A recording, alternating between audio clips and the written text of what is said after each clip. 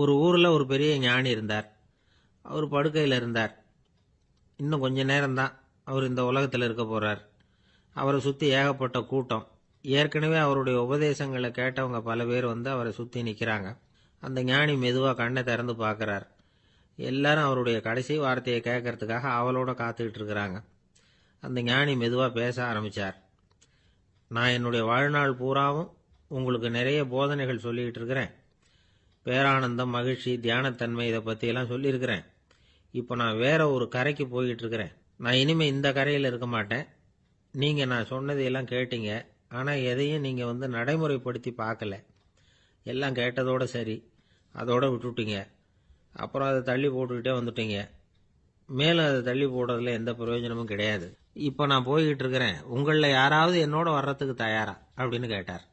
அவ்வளவுதான். யாரும் வாயை திறக்கல. ஒரே மௌனம், சத்தமே இல்லை. ஒருத்தர் பார்த்துக்கிட்டே நிற்கிறாங்க. அந்த கூட்டத்தில் ஒரு ஆள் அந்த ஞானி கூடவே 40 வருஷத்துக்கு மேலே இருந்திருக்கிறான். அவனும் வாயை திறக்காம இன்னொருத்தன் முகத்தை பார்த்துக்கிட்டே நிற்கிறான். இந்த சமயத்தில் பின்னாடி நின்றுட்டு இருந்த ஒருத்தன் கையை தூக்கினான். ஞானி அவனை பார்த்தார். சரி, ஒருத்தனுக்காவது நம்மோட வர்றதுக்கு தைரியம் இருக்குது அப்படின்னு நினைச்சார். ஆனால் அந்த ஆள் என்ன சொன்னான் தெரியுமா? ஐயா, நீங்கள் கேட்குறப்போ நான் உடனே எழுந்திருக்கல, கையை மட்டும்தான் தூக்கினேன். என்ன காரணம்னா, நான் எப்படி அடுத்த கரைக்கு வந்து சேர்றதுங்கிறது தெரிஞ்சுக்கிறதுக்காக தான். அந்த விவரத்தை மட்டும் இப்போ உங்ககிட்ட இருந்து நான் தெரிஞ்சுக்க ஆசைப்படுறேன். ஏன்னா இப்போ நான் உங்கள் கூட வர்றதுக்கு தயாராக இல்லை. எவ்வளவோ காரியங்களை நான் இன்னும் இங்கே முடிக்க வேண்டி இருக்குது. வீட்டுக்கு ஒரு விருந்தினர் வந்திருக்கிறார். என்னுடைய இளைய மகனுக்கு கல்யாணம் பண்ணி வைக்கணும். அதனால் இன்னைக்கு உங்கள் கூட வர முடியாது. அது மட்டும் இல்லை, இப்போ உங்கள் கூட அடுத்த கரைக்கு வந்தால் திரும்பி வர முடியாதுன்னு வேற சொல்கிறீங்க. அதனால் இப்போ நான் வரல. இன்னொரு நாள் நிச்சயமாக நான் வர்றேங்க, வந்து உங்களை சந்திக்கிறேன். அதனால் இப்போ நீங்கள் இன்னொரு தடவை எங்களுக்கு விளக்கமாக சொல்லணும். ஏற்கனவே பல தடவை சொல்லியிருக்கிறீங்க. தயவு பண்ணி இப்போ ஒரு தடவை சொன்னீங்கன்னா சௌகரியமாக இருக்கும். அந்த அடுத்த கரையை அடையிறது எப்படி? இப்போ ஒரு தடவை அதை விளக்கமாக சொல்லிட்டீங்கன்னா நல்லா ஞாபகப்படுத்திக்குவேன். அது சரியான சமயம் வர்றப்போ இது எனக்கு உதவியாக இருக்கும் அப்படின்னு நானும். ஆனால் உண்மை என்ன தெரியுமா? அந்த சரியான சமயம் வரவே இல்லை அப்படிங்கிறது தான் உண்மை. இப்படி அந்த கதை முடியும். இந்த கதை வந்து அந்த ஒரு ஆளுக்கு மட்டும் இல்லை, கிட்டத்தட்ட எல்லாருக்குமே அது பொருந்தும் அப்படிங்கிறாங்க விவரம் தெரிஞ்சவங்க. எல்லாருமே அந்த சரியான தருணத்துக்காகத்தான் காத்துக்கிட்டு இருக்கிறாங்களாம். அதுக்காக ஜோசியம் பார்க்குறாங்க, கைரேகை பார்க்குறாங்க. நாளைக்கு என்ன நடக்குங்கிற ஆவலில் எல்லாரும் காத்துக்கிட்டு இருக்கிறாங்க. ஆனால் அந்த ஒரு நாள் ஒருபோதும் வரப்போகிறதில்ல. நீங்கள் தள்ளி போடுறதுக்காக பல அர்த்தமில்லாத காரணங்களை தேடுறீங்க அப்படிங்கிறார் ஒரு ஞானி. காத்திருக்கிறதுலேயே நம்ம காலம் ஓடி போயிடுது. ஏன்னா இன்னைக்கு நாம் சிந்திக்கிறது நாளைக்கு நாம் சிந்திக்கிறது இல்லை. ஒவ்வொரு நாளும் ஒவ்வொரு மாதிரி போயிடுது. நாளைக்கு மறுநாளை பற்றியே சிந்திக்கிறோம். இப்படியே அது பாட்டுக்கு போயிடும். கரையை தொட்டு பார்க்கறது எப்போ? இதுதான் கேள்வி. நமக்கு வேண்டியப்பட்ட ஒருத்தர் ஒரு ரயில்வே பிளாட்ஃபாரத்தில் நின்றுட்டு இருக்கிறார். அங்கே இருக்கிறவங்க கிட்ட கேட்குறாராம், விசாரிக்கிறார். ஏங்க கிழக்க போகிற ரயில் போயிட்டுதுங்களான்னாராம். போயிட்டுதுன்னு இருக்கிறாங்க. கொஞ்ச நேரம் கழிச்சு, ஏங்க மேற்க போகிற ரயில் போயிட்டுதுங்களான்னு கேட்டிருக்காரு. போயிட்டுதுங்களான் இருக்காங்க. அப்புறம் கொஞ்ச நேரம் கழிச்சு மறுபடியும் ஏங்க 10:30 மணி வண்டி போயிட்டுதான்னு கேட்டிருக்காரு. தொடர்ந்து காலையிலேருந்து சாயந்தரம் வரைக்கும் இப்படி ஒரே இடத்துல நின்றுட்டு கேட்டுக்கிட்டே இருக்கிறார். இதை பார்த்துக்கிட்டு இருந்த ஒருத்தர் அவர்கிட்ட வந்து, ஏங்க நீங்கள் எங்கே போகணும் அப்படின்னு கேட்டாராம். இவர் மெதுவாக சொன்னாராம், இந்த ரயில்வே லைனை தாண்டி அந்த பக்கம் போகணும் அப்படின்னாராம். ஒரு அம்மா தெருவில் உட்காந்து என்னத்தையோ தேடிட்டு இருக்கிறாங்க. அந்த அம்மா ஒரு சூஃபி ஞானி. அவங்க பேர் என்னன்னா ரபியா அல் அடாவியா. அந்த அம்மாவுக்கு கண் கூட தெளிவாக தெரியாது. அந்த பக்கமாக வந்த சில பேர் இவங்களுக்கு உதவி செய்யறதுக்காக வந்தாங்க. என்ன தேடிட்டு இருக்கிறீங்க அப்படின்னு கேட்டாங்க. இதுக்கு அந்த அம்மா, அந்த கேள்வி அவ்வளவு முக்கியத்துவம் இல்லை, நான் தேடிட்டு இருக்கிறேன், உங்களால் முடிஞ்சால் எனக்கு உதவி பண்ணலாம் அப்படின்னாங்களாம். உதவி செய்ய வந்தவங்களுக்கு ஆச்சரியம். எதை தேடுறோங்கிறது தெரியாமல் இப்படி ஏன் நேரத்தை செலவழிக்கிறீங்க? நாங்கள் எப்படி உங்களுக்கு உதவ முடியும்? எங்களுக்கு ஒன்றும் புரியலையே அப்படின்ட்டுருக்காங்க. சரி, உங்களை திருப்தி பண்ணுறதுக்காக சொல்கிறேன். ஒரு குண்டூசி தொலைஞ்சு போச்சு, அதை தேடுறேன் அப்படின்னாங்களாம் அந்த அம்மா. அதுக்கப்புறம் இவங்களும் சேர்ந்து தேட ஆரம்பிச்சிட்டாங்க. கொஞ்ச நேரம் ஆச்சு, ஒன்றும் கிடைக்கல. உதவி செய்ய வந்தவங்களும் அழுத்து போட்டாங்க. அப்புறம் கேட்டாங்க, பாருங்கம்மா, இது ரொம்பவும் பெரிய தெரு, அகலமான தெரு. அதனால் குறிப்பாக நீங்கள் எந்த இடத்துல அந்த குண்டூசியை தொலைச்சிங்க அதை சொல்ல முடியுமான்னாங்களாம். இதுக்கு அந்த அம்மா, நீங்கள் மறுபடியும் அர்த்தமில்லாத கேள்வியை கேட்குறீங்க, உங்கள் கேள்விக்கும் நான் தேடுறதுக்கும் என்ன சம்பந்தம்னாங்களாம். இதை கேட்டதும் அவங்க ஒரு மாதிரி ஆயிட்டாங்க. என்னம்மா நீங்கள் பைத்தியம் மாதிரி பேசுகிறீங்க அப்படின்னாங்களாம். சரி, உங்களை மறுபடியும் திருப்திப்படுத்துறதுக்காக சொல்கிறேன், அதை நான் எங்கள் வீட்டில் தொலைச்சுட்டேன் அப்படின்னாங்களாம். அப்புறம் எதுக்காக இங்கே வந்து தேடிட்டு இருக்கிறீங்க அப்படின்னு கேட்டிருக்காங்க. ஏன்னா இங்கே தான் வெளிச்சம் அதிகமாக இருக்குது, அங்கே வீட்டுக்குள்ளே இருட்டாக இருக்குது, அதனால் இங்கே வந்து தேடுறேன். வெளிச்சம் உள்ள இடத்துல தானே தேட முடியும் அப்படின்னாங்களாம் அந்த ஞானி. இந்த கதைக்கு என்ன அர்த்தங்கிறத பெரியவங்க சொல்கிறாங்க. அதாவது இந்த தேடுதல்ங்கிறது ஒரு வியாதி. அது நம்ம சதா அலைய வைக்கும், பைத்தியமாக மாற்றுறதுக்கு முயற்சி பண்ணோம். ஒரு காலம் அது நிறைவு அடையவே அடையாது. வாழ்வுங்கிறது ஒரு புரிந்து கொள்ள முடியாத சதா ஏங்கி கொண்டிருக்கிற ஒரு செயல். அதுக்கு ஆரம்பமும் இல்லை, முடிவும் கிடையாது. எதையோ தேடணும் அப்படிங்கிற உந்துதல் நமக்குள்ளே இருக்கும், ஆனால் குறிப்பாக எதை தேடிட்டு இருக்கிறோம் அப்படிங்கிறது புரியாது. அப்படி ஏதாவது ஒன்றை தேடி அடைஞ்சிடுறோம்னு வச்சுக்கோங்க, உடனே ஒரு அதிருப்தி வந்துடும். அதனால் வாழ்க்கைங்கிறது சலிப்பு நிறைந்தது அப்படிங்கிற எண்ணத்தை உண்டாக்கிக்கிறோம். ஒன்று அடைஞ்சதுக்கு அப்புறம் இன்னொன்று தேட ஆரம்பிச்சிருவோம். ஆக இந்த தேடல்ங்கிறது நாம் ஒன்று அடைஞ்சாலும் அடையாவிட்டாலும் தொடர்ந்து நடந்துக்கிட்டு தான் இருக்கும். இதுக்கு முடிவே கிடையாது. இந்த உண்மையை நாம் நல்லா புரிஞ்சுக்கணும் அப்படிங்கிறது பெரியவங்களுடைய கருத்து. ஏழையும் தேடுறான், பணக்காரனும் தேடுறான், நோயாளியும் தேடுறான், நோய் இல்லாதவனும் தேடுறான், அதிகாரம் உள்ளவனும் தேடுறான், அதிகாரம் இல்லாதவனும் தேடுறான், முட்டாளும் தேடுறான், அறிவாளியும் தேடுறான். ஆனால் யாரும் இதை தான் தேடி சாதிக்க போகிறோம், இதுதான் முடிவு அப்படின்னு திட்டவட்டமாக சொன்னதில்லை. ஒன்று அடைஞ்சதும் இன்னொன்று தேட ஆரம்பிச்சிடுறாங்க, அவ்வளோதான். அதாவது உங்களின் தேடுபவர் உங்கள் உள்ளேதான் இருக்கிறார், அவரை தேடி கண்டுபிடியுங்கள். இதுதான் ஞானிகள் நமக்கு சொல்லுகிற ஒரு ஆலோசனை. நம்மால் ஒருத்தன் ஜெயிலில் இருந்தான். இன்னொரு கைதி அவனை பார்த்து கேட்டான், ஏன்பா உன்னை பார்க்கறதுக்கு வெளியிலேருந்து யாருமே இங்கே வர்றது இல்லையே, உனக்கு சொந்தக்காரங்களே கிடையாதா அப்படின்னு கேட்டானா. ஏன் இல்லை, எனக்கு சொந்தக்காரங்க நிறைய பேர் உண்டு, அவங்க என்னை பார்க்க வராததுக்கு காரணம் வேற அப்படின்ட்டுருக்கான் இவன். என்ன காரணம்னு கேட்டான் அவன். அதுக்கு இவன் சொன்னானா, அதுக்கு என்ன காரணம்னா அவங்க எல்லாரும் இங்கே உள்ளேயே இருக்கிறாங்க அப்படின்னா. ஆஃபீஸ் முடிஞ்சு வீட்டுக்கு போகிற சமயத்தில் ஒருத்தர் கடைக்கு போய் ஸ்வீட் வாங்கினார். சரி, வீட்டுக்கு பிள்ளைங்களுக்கு தான் வாங்கிட்டு போகிறார் அப்படின்னு மற்றவங்க நினச்சாங்க. அவர் அப்படி செய்யல. அந்த இடத்துலையே பொட்டலத்தை பிரித்தார். திருட மாதிரி அப்படியே சுற்றி ஒரு தரம் பார்த்துக்கிட்டார். யாரும் தெரிஞ்சவங்க இல்லைங்கிறத முடிவு பண்ணிவிட்டு அவசரமாக அதை அப்படியே போட்டு முழுகிவிட்டு கையை தொடச்சிக்கிட்டு நல்ல பிள்ளை மாதிரி நடந்து போக ஆரம்பிச்சிட்டார். அவர் யாருன்னா, அவரோட பிரச்சனை எல்லாருக்கும் தெரியாது, சில பேருக்கு தான் தெரியும். அதாவது அவர் உடம்புல சர்க்கரை இருக்குன்னு டாக்டர் சொல்லிவிட்டாராம். அதனால் வீட்டில் சர்க்கரையே இவர் கண்ணில் காட்டுறதில்ல. அதனால் இவர் யார் கண்ணிலையும் படாமல் இப்படிப்பட்ட வேலைகள்லாம் செய்கிறது வழக்கம். யாருக்கும் தெரியாமல் இப்படி ஸ்வீட்டை வாங்கி சாப்பிட்டுட்டு அவர் பாட்டுக்கு போயிடுறது. இப்படிப்பட்டவங்களுக்கெல்லாம் கொஞ்சம் ஆறுதலான தகவல் இன்னைக்கு. அது என்னென்னா, நாம் சாப்பிட்ற சர்க்கரைக்கும் நம்ம உடம்புல உள்ள சில கோளாறுகளுக்கும் அப்படி என்ன தான் சம்மந்தம் இருக்குது. இதை பற்றி சமீபத்தில் சில ஆராய்ச்சிகள்லாம் நடந்திருக்குது. ஏன்னா சர்க்கரைன்னாவே விஷம் மாதிரி அதை பார்க்குறவங்களும் சில பேர் உண்டு. சின்ன பிள்ளைங்களுக்கு வயத்தில் பூச்சி உண்டாகிறதுலேருந்து பெரியவங்களுக்கு நீரிழிவு வர்ற வரைக்கும் எல்லாத்துக்கும் சர்க்கரை தான் காரணம்னு சொல்லிகிட்டு இருக்கிறோம். ஆனால் அந்த அளவுக்கு பயப்பட வேண்டிய அவசியம் இல்லை அப்படின்னு சொல்கிறாங்க. சர்க்கரை வியாதி, இருதய நோய், பித்த நீர்ப்பை நோய், இதெல்லாம் சில நோய்கள்லாம் நாம் சாப்பிட்ற சர்க்கரைக்கும் தொடர்பு இருக்குன்னு நினைக்கிறோம். ஆனால் அப்படி சம்பந்தம் உண்டுங்கிறதுக்கு போதுமான அளவுக்கு ஆதாரம் இல்லை அப்படிங்கிறாங்க ஆராய்ச்சியாளர்கள். ஒரே ஒரு சம்பந்தம் தான் உறுதியாக இருக்குதான். அதுவும் இந்த பல் சிதைவு அப்படின்னு இருக்கு இல்லையா, அந்த சர்க்கரை சாப்பிட்றதுக்கும் இந்த பல் சிதைவுக்கும் சம்பந்தம் இருக்குது அப்படிங்கிறத மட்டும் உறுதியாக சொல்கிறாங்க.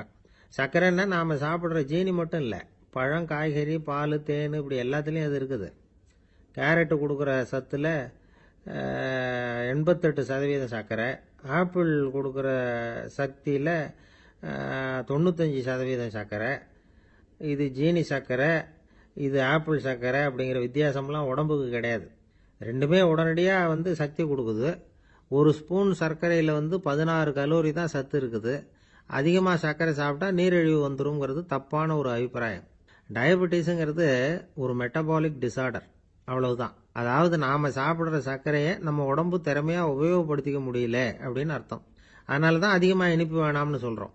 ஏற்கனவே உடம்பால் முடியாத ஒன்றை மறுபடியும் அது தலையில் சுமத்தி அதிகமாக வேலை வாங்க வேணாமே அப்படிங்கிறதுக்காக தான்.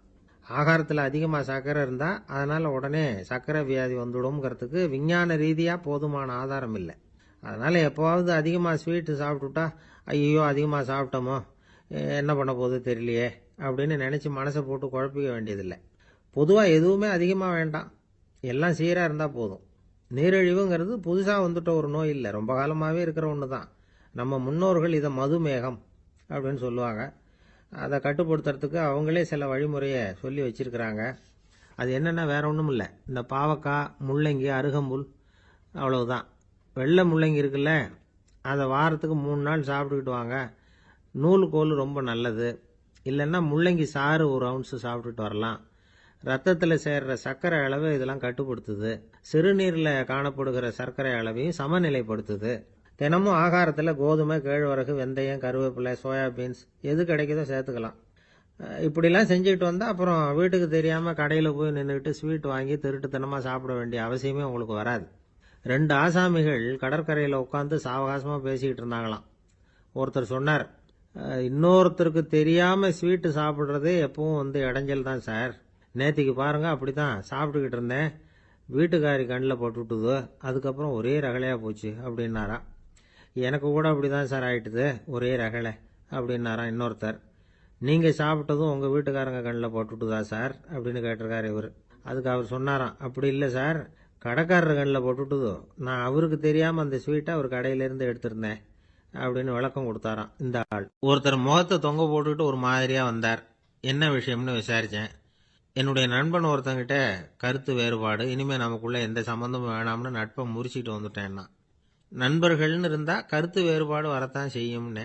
கருத்து வேறுபாடு வராமல் இருக்கிறதுக்கு ஏதாவது வழி உண்டா அப்படின்னு கேட்டாங்க. அதை பற்றி நிபுணர்கள் சில யோசனைகளை சொல்லியிருக்கிறாங்கன்னு. முதல் விஷயம் என்னென்னா, உங்கள் நண்பனுக்கு ஒரு செய்தி சொல்லணும்னா அதை நீங்களே நேரடியாக சொல்லுங்க, அல்லது உங்கள் கைப்பட கடிதம் எழுதுங்க.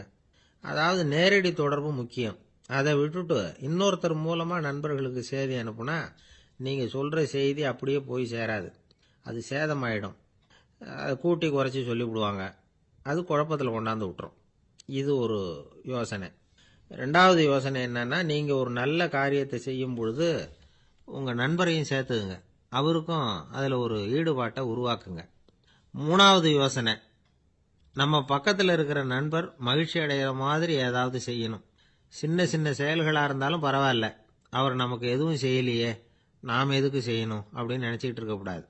4வது யோசனை என்னென்னா, உங்களுக்கு ஒரு பிரச்சனையா அல்லது உங்கள் நண்பருக்கு ஒரு பிரச்சனையா, எதுவாக இருந்தாலும் 2 பேரும் சேர்ந்து உட்காந்து ஆலோசனை பண்ணுங்க. நம்ம யோசனையும் கேட்கப்படுதே அப்படிங்கிற நினைப்பே அவருக்கு ஒரு மன நிறைவை உண்டாக்குமா.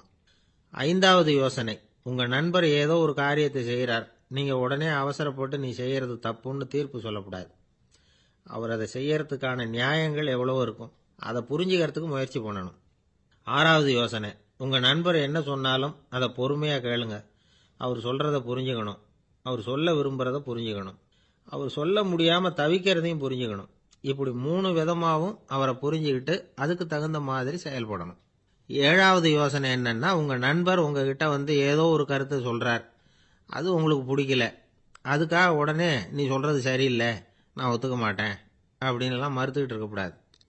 அவர் சொல்கிறத கேட்கணும், பொறுமையாக சிந்திக்கணும், அதுக்கப்புறம் பதில் சொல்லணும். இப்படிலாம் நடந்துக்கிட்டால் நண்பர்களுக்குள்ள கருத்து வேறுபாடு வர்றதுக்கு வாய்ப்பே இருக்காது அப்படின்னு வல்லுநர்கள் தொகுத்து சொல்லியிருக்கிறாங்க இந்த யோசனைகளை.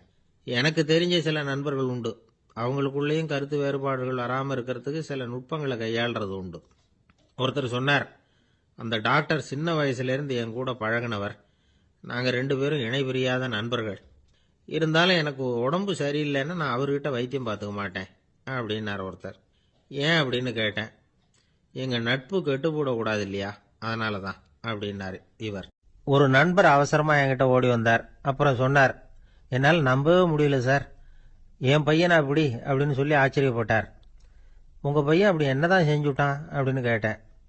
என்னால் முடியாத ஒரு காரியத்தை அவன் செஞ்சுட்டான் சார் அப்படின்னார். அது என்னன்னு தான் சொல்லுங்களேன். என்ன, 5வது வகுப்பில் அவன் ஒரே தடவையில் தேறிட்டான் சார், அதாவது ஒரே அட்டம்ப்டில் பாஸ் ஆகிருக்கான் அப்படின்னார் மூச்சு வாங்க. கஷ்டப்பட்டு பரீட்சை எழுதுனது அவன், இவருக்கு ஏன் மூச்சு வாங்குது? நம்மால் செய்ய முடியாத ஒரு காரியத்தை இன்னொருத்தர் செய்யும் பொழுது அது நமக்கு ஆச்சரியமாக இருக்குது. சர்க்கஸ் பார்க்குறோம், ஒருத்தர் அந்த இடத்துல தொங்குறார், அது நமக்கு ஆச்சரியம். ஏன்னா அது நம்மால் முடியாத காரியம். நம்மால் முடியாத ஒன்றை அடுத்தவர் எளிதாக செய்யும் பொழுது நாம் மருள்வது இயற்கை. இதை தான் தொல்காப்பியம் மருட்கை அப்படின்னு சொல்லுது. இந்த வியப்பு இருக்குதே, இது 4 வகையில் ஏற்படுறதாக தொல்காப்பியம் சொல்லுது. அது என்ன 4 வகை? முதல் வகை எப்படின்னா புதுமையான அரிய செயல்களை செய்யறது. 2வது வகை என்னன்னா பெரும் செயல்களை செய்யறது. 3வது வகை என்னன்னா மிக நுட்பமான செயல்களை செய்யறது. 4வது வகை என்னன்னா ஆக்கம் தரும் செயல்களை செய்யறது. புதுமை, பெருமை, சிறுமை, ஆக்கமோடு மதினம் சாலா மருட்கை 4 அப்படிங்கிறது தொல்காப்பியம். இன்னைக்கு விஞ்ஞானம் புதுசு புதுசாக எதையோ கண்டுபிடிக்குது.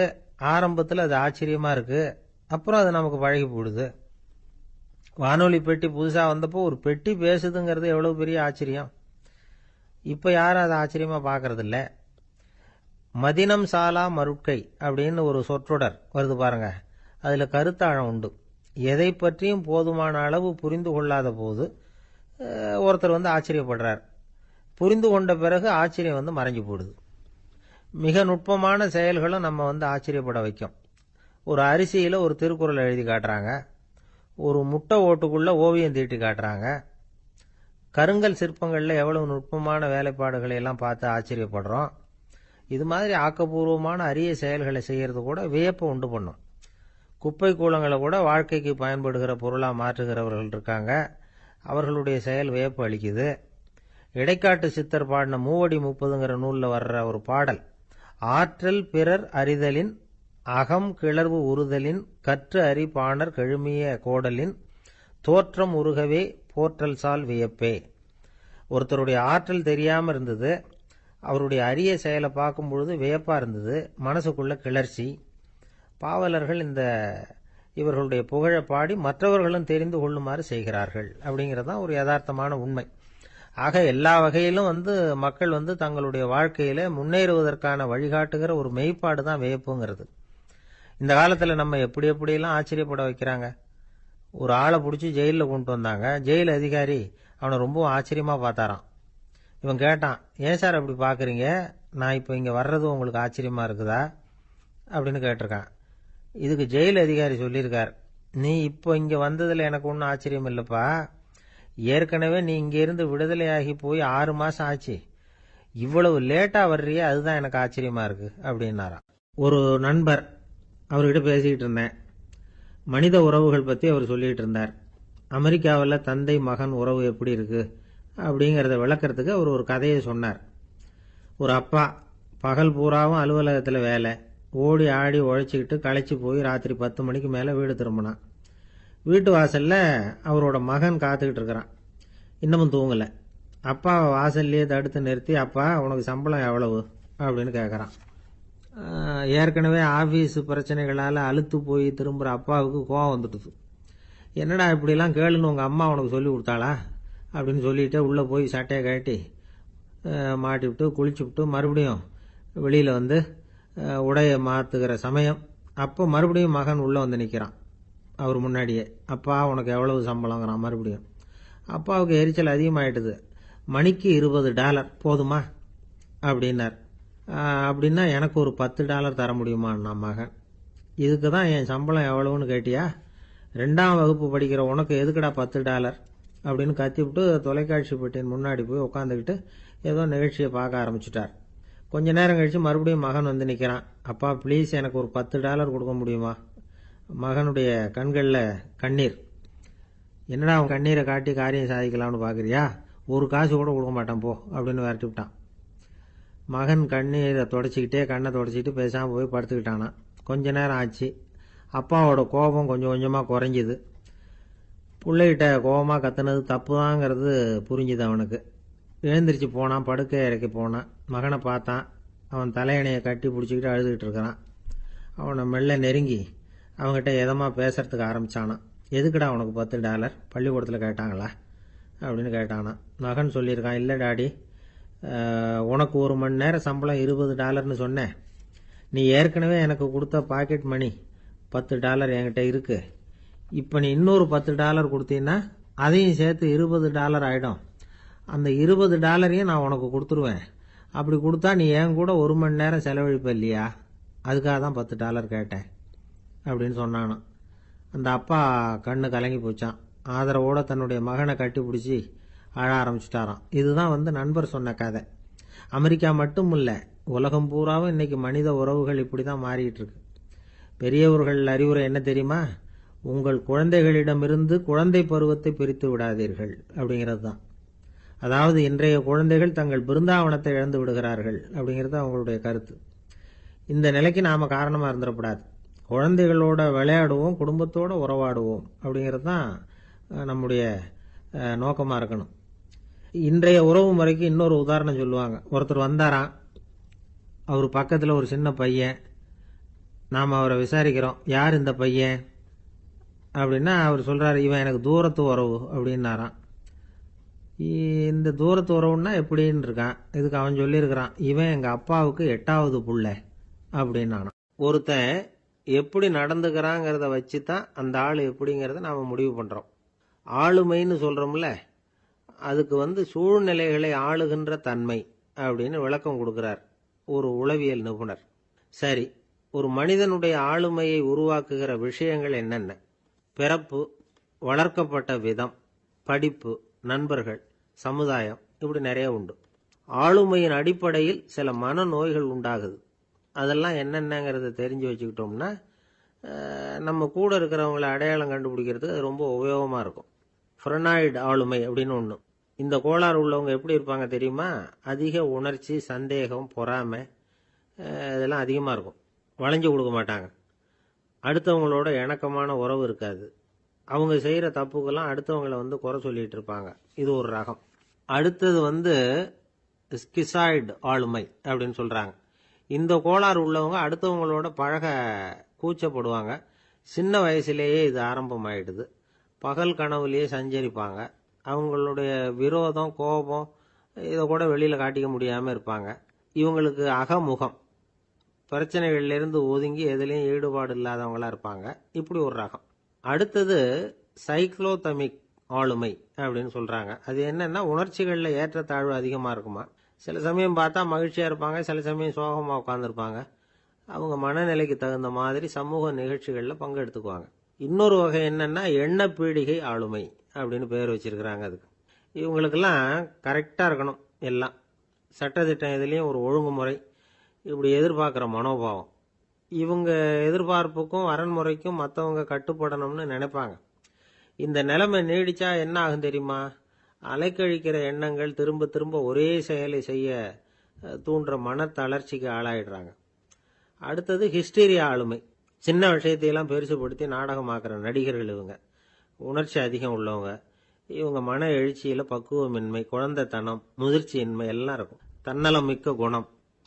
பிறர் தன்னை மட்டுமே கவனிக்கணும்னு நினச்சி செயல்படுறது, இதெல்லாம் இவங்க அடையாளம். அடுத்த ரகம் எப்படின்னா, வளர்ச்சியற்ற ஆளுமைன்னு சொல்கிறாங்க. அடுத்தவங்களோட இணங்கி போக முடியாதவங்க, அறிவு, மன எழுச்சி, சமூக உறவு இதில் எல்லாம் போதுமான வளர்ச்சியையும் நிறைவையும் பெற முடியாதவங்க. இவங்களால வாழ்க்கையில் முன்னேற முடியாது. பிச்சைக்காரங்க, குற்றவாளிகள், இவங்க கிட்டெல்லாம் இது மாதிரியான ஆளுமை அதிகமாக இருக்குமா. அடுத்தது என்னென்னா, சோர்வு உடைய ஆளுமை. எதுலேயும் உற்சாகம் இல்லாமல் சோர்ந்து போயிருப்பாங்க. அதுக்கெல்லாம் நமக்கு வலிமை இல்லைப்பா அப்படின்னு சொல்லிட்டு இருப்பாங்க. சின்ன விஷயங்களுக்கெல்லாம் அதிர்ச்சி அடையிறது, வாழ்வின் சுவையை அனுபவிக்க முடியாதவங்க. இன்னொரு ரகம், இது கொதித்தெழும் ஆளுமைங்கிறாங்க. எதுக்கு எடுத்தாலும் ஆத்திரம், குரோதம், வன் செயல் இதுல எல்லாம் ஈடுபாடு, இப்படி உள்ளவங்க. நத்தை வகை ஆளுமை அப்படின்னு ஒன்று. அடுத்தவங்க மேலே விரோதம் இருக்கும், அடிக்கணுங்கிற எண்ணம் இருக்கும்.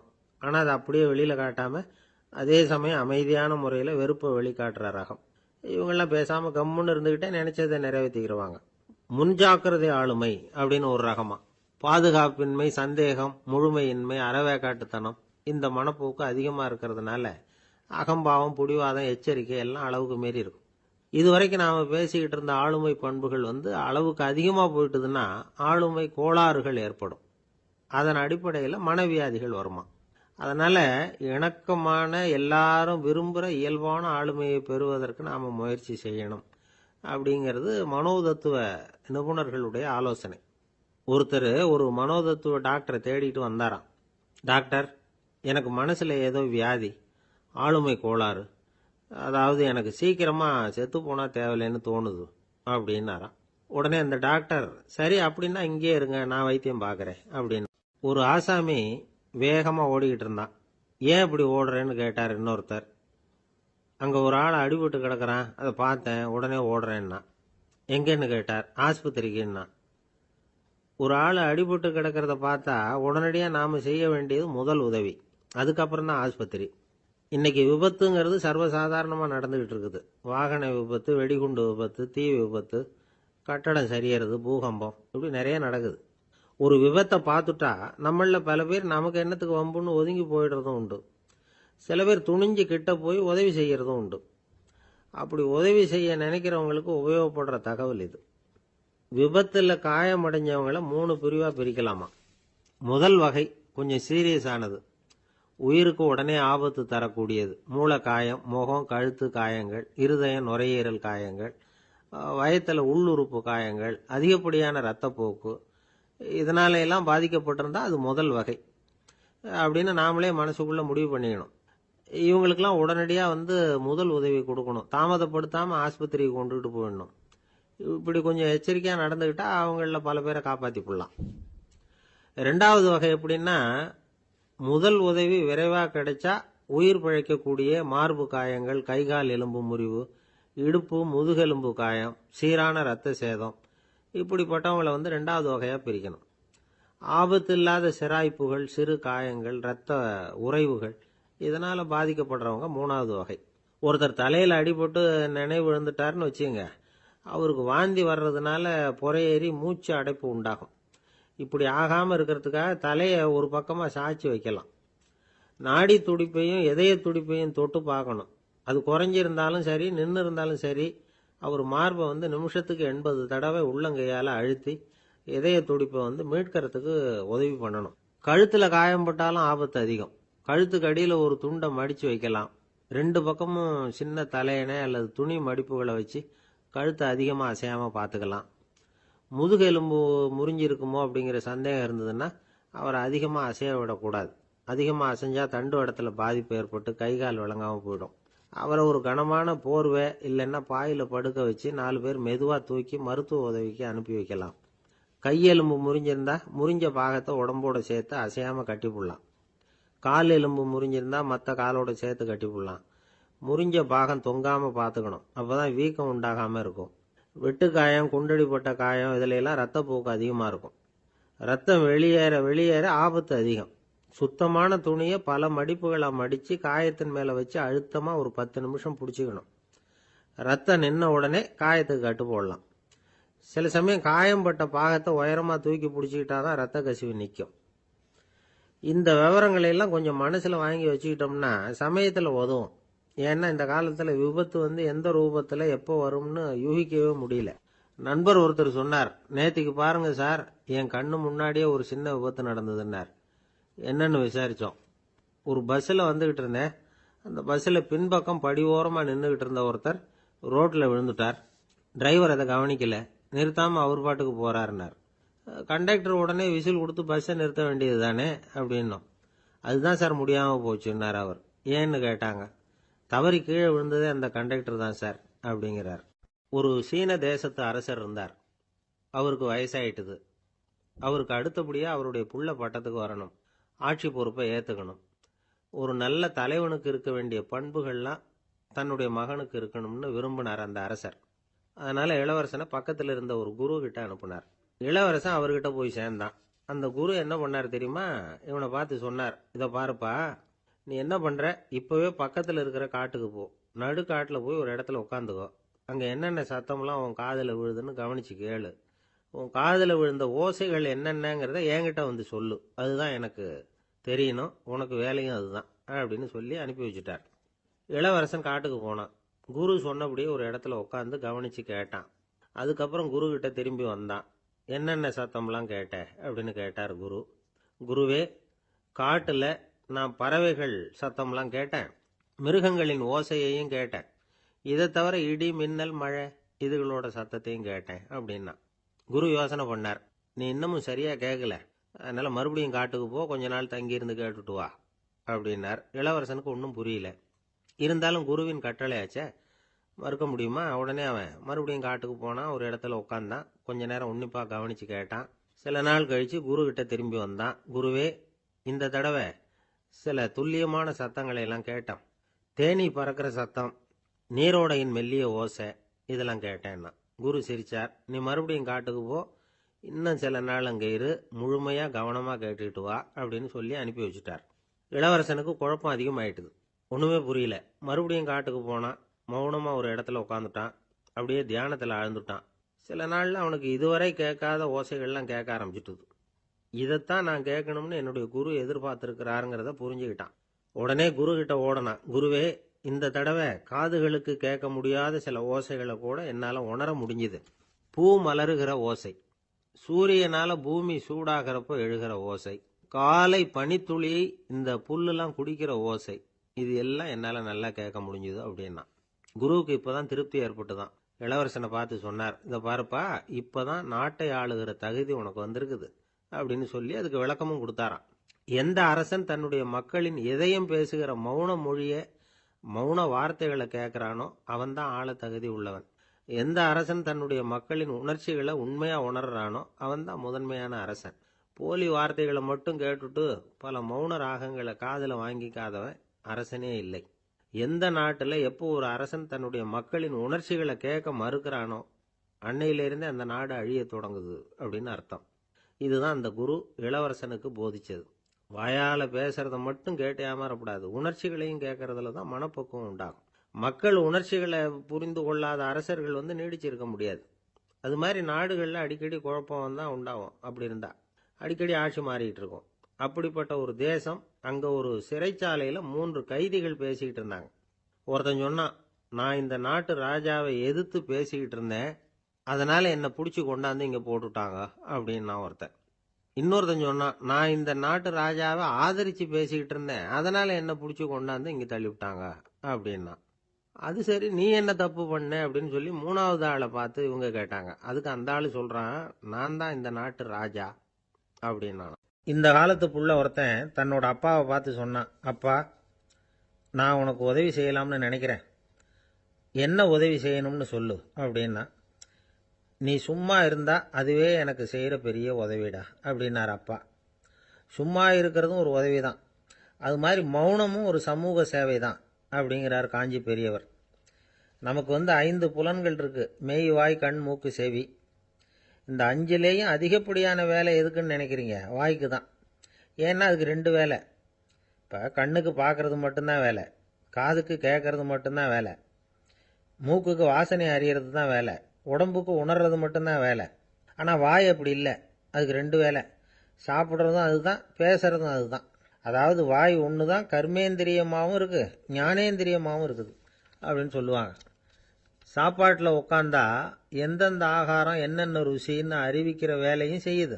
சபையில் உட்காந்தா பாடுறது, பேசுறது, சிரிக்கிறது, இது மாதிரியான வேலையும் செய்யுது. இன்னொரு வித்தியாசம், கண்ணு, காது, மூக்கெல்லாம் ஸ்ட்ரெயின் பண்ணிட்டு வேலை செய்கிறதில்ல.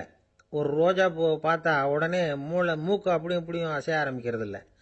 ஒரு சங்கீதத்தை கேட்ட உடனே காது ஆட ஆரம்பிக்காது. ஆனால் வாய் அப்படி இல்லை, அது பேசினாலும் சரி சாப்பிட்டாலும் சரி அசைஞ்சு தான் ஆகணும். ஆக மற்றதை விட வாய்க்கு வேலை ஜாஸ்தின்னு தெரியுது. சாப்பிட்றது, பேசுறது அப்படின்னு 2 காரியம் அதுக்கு.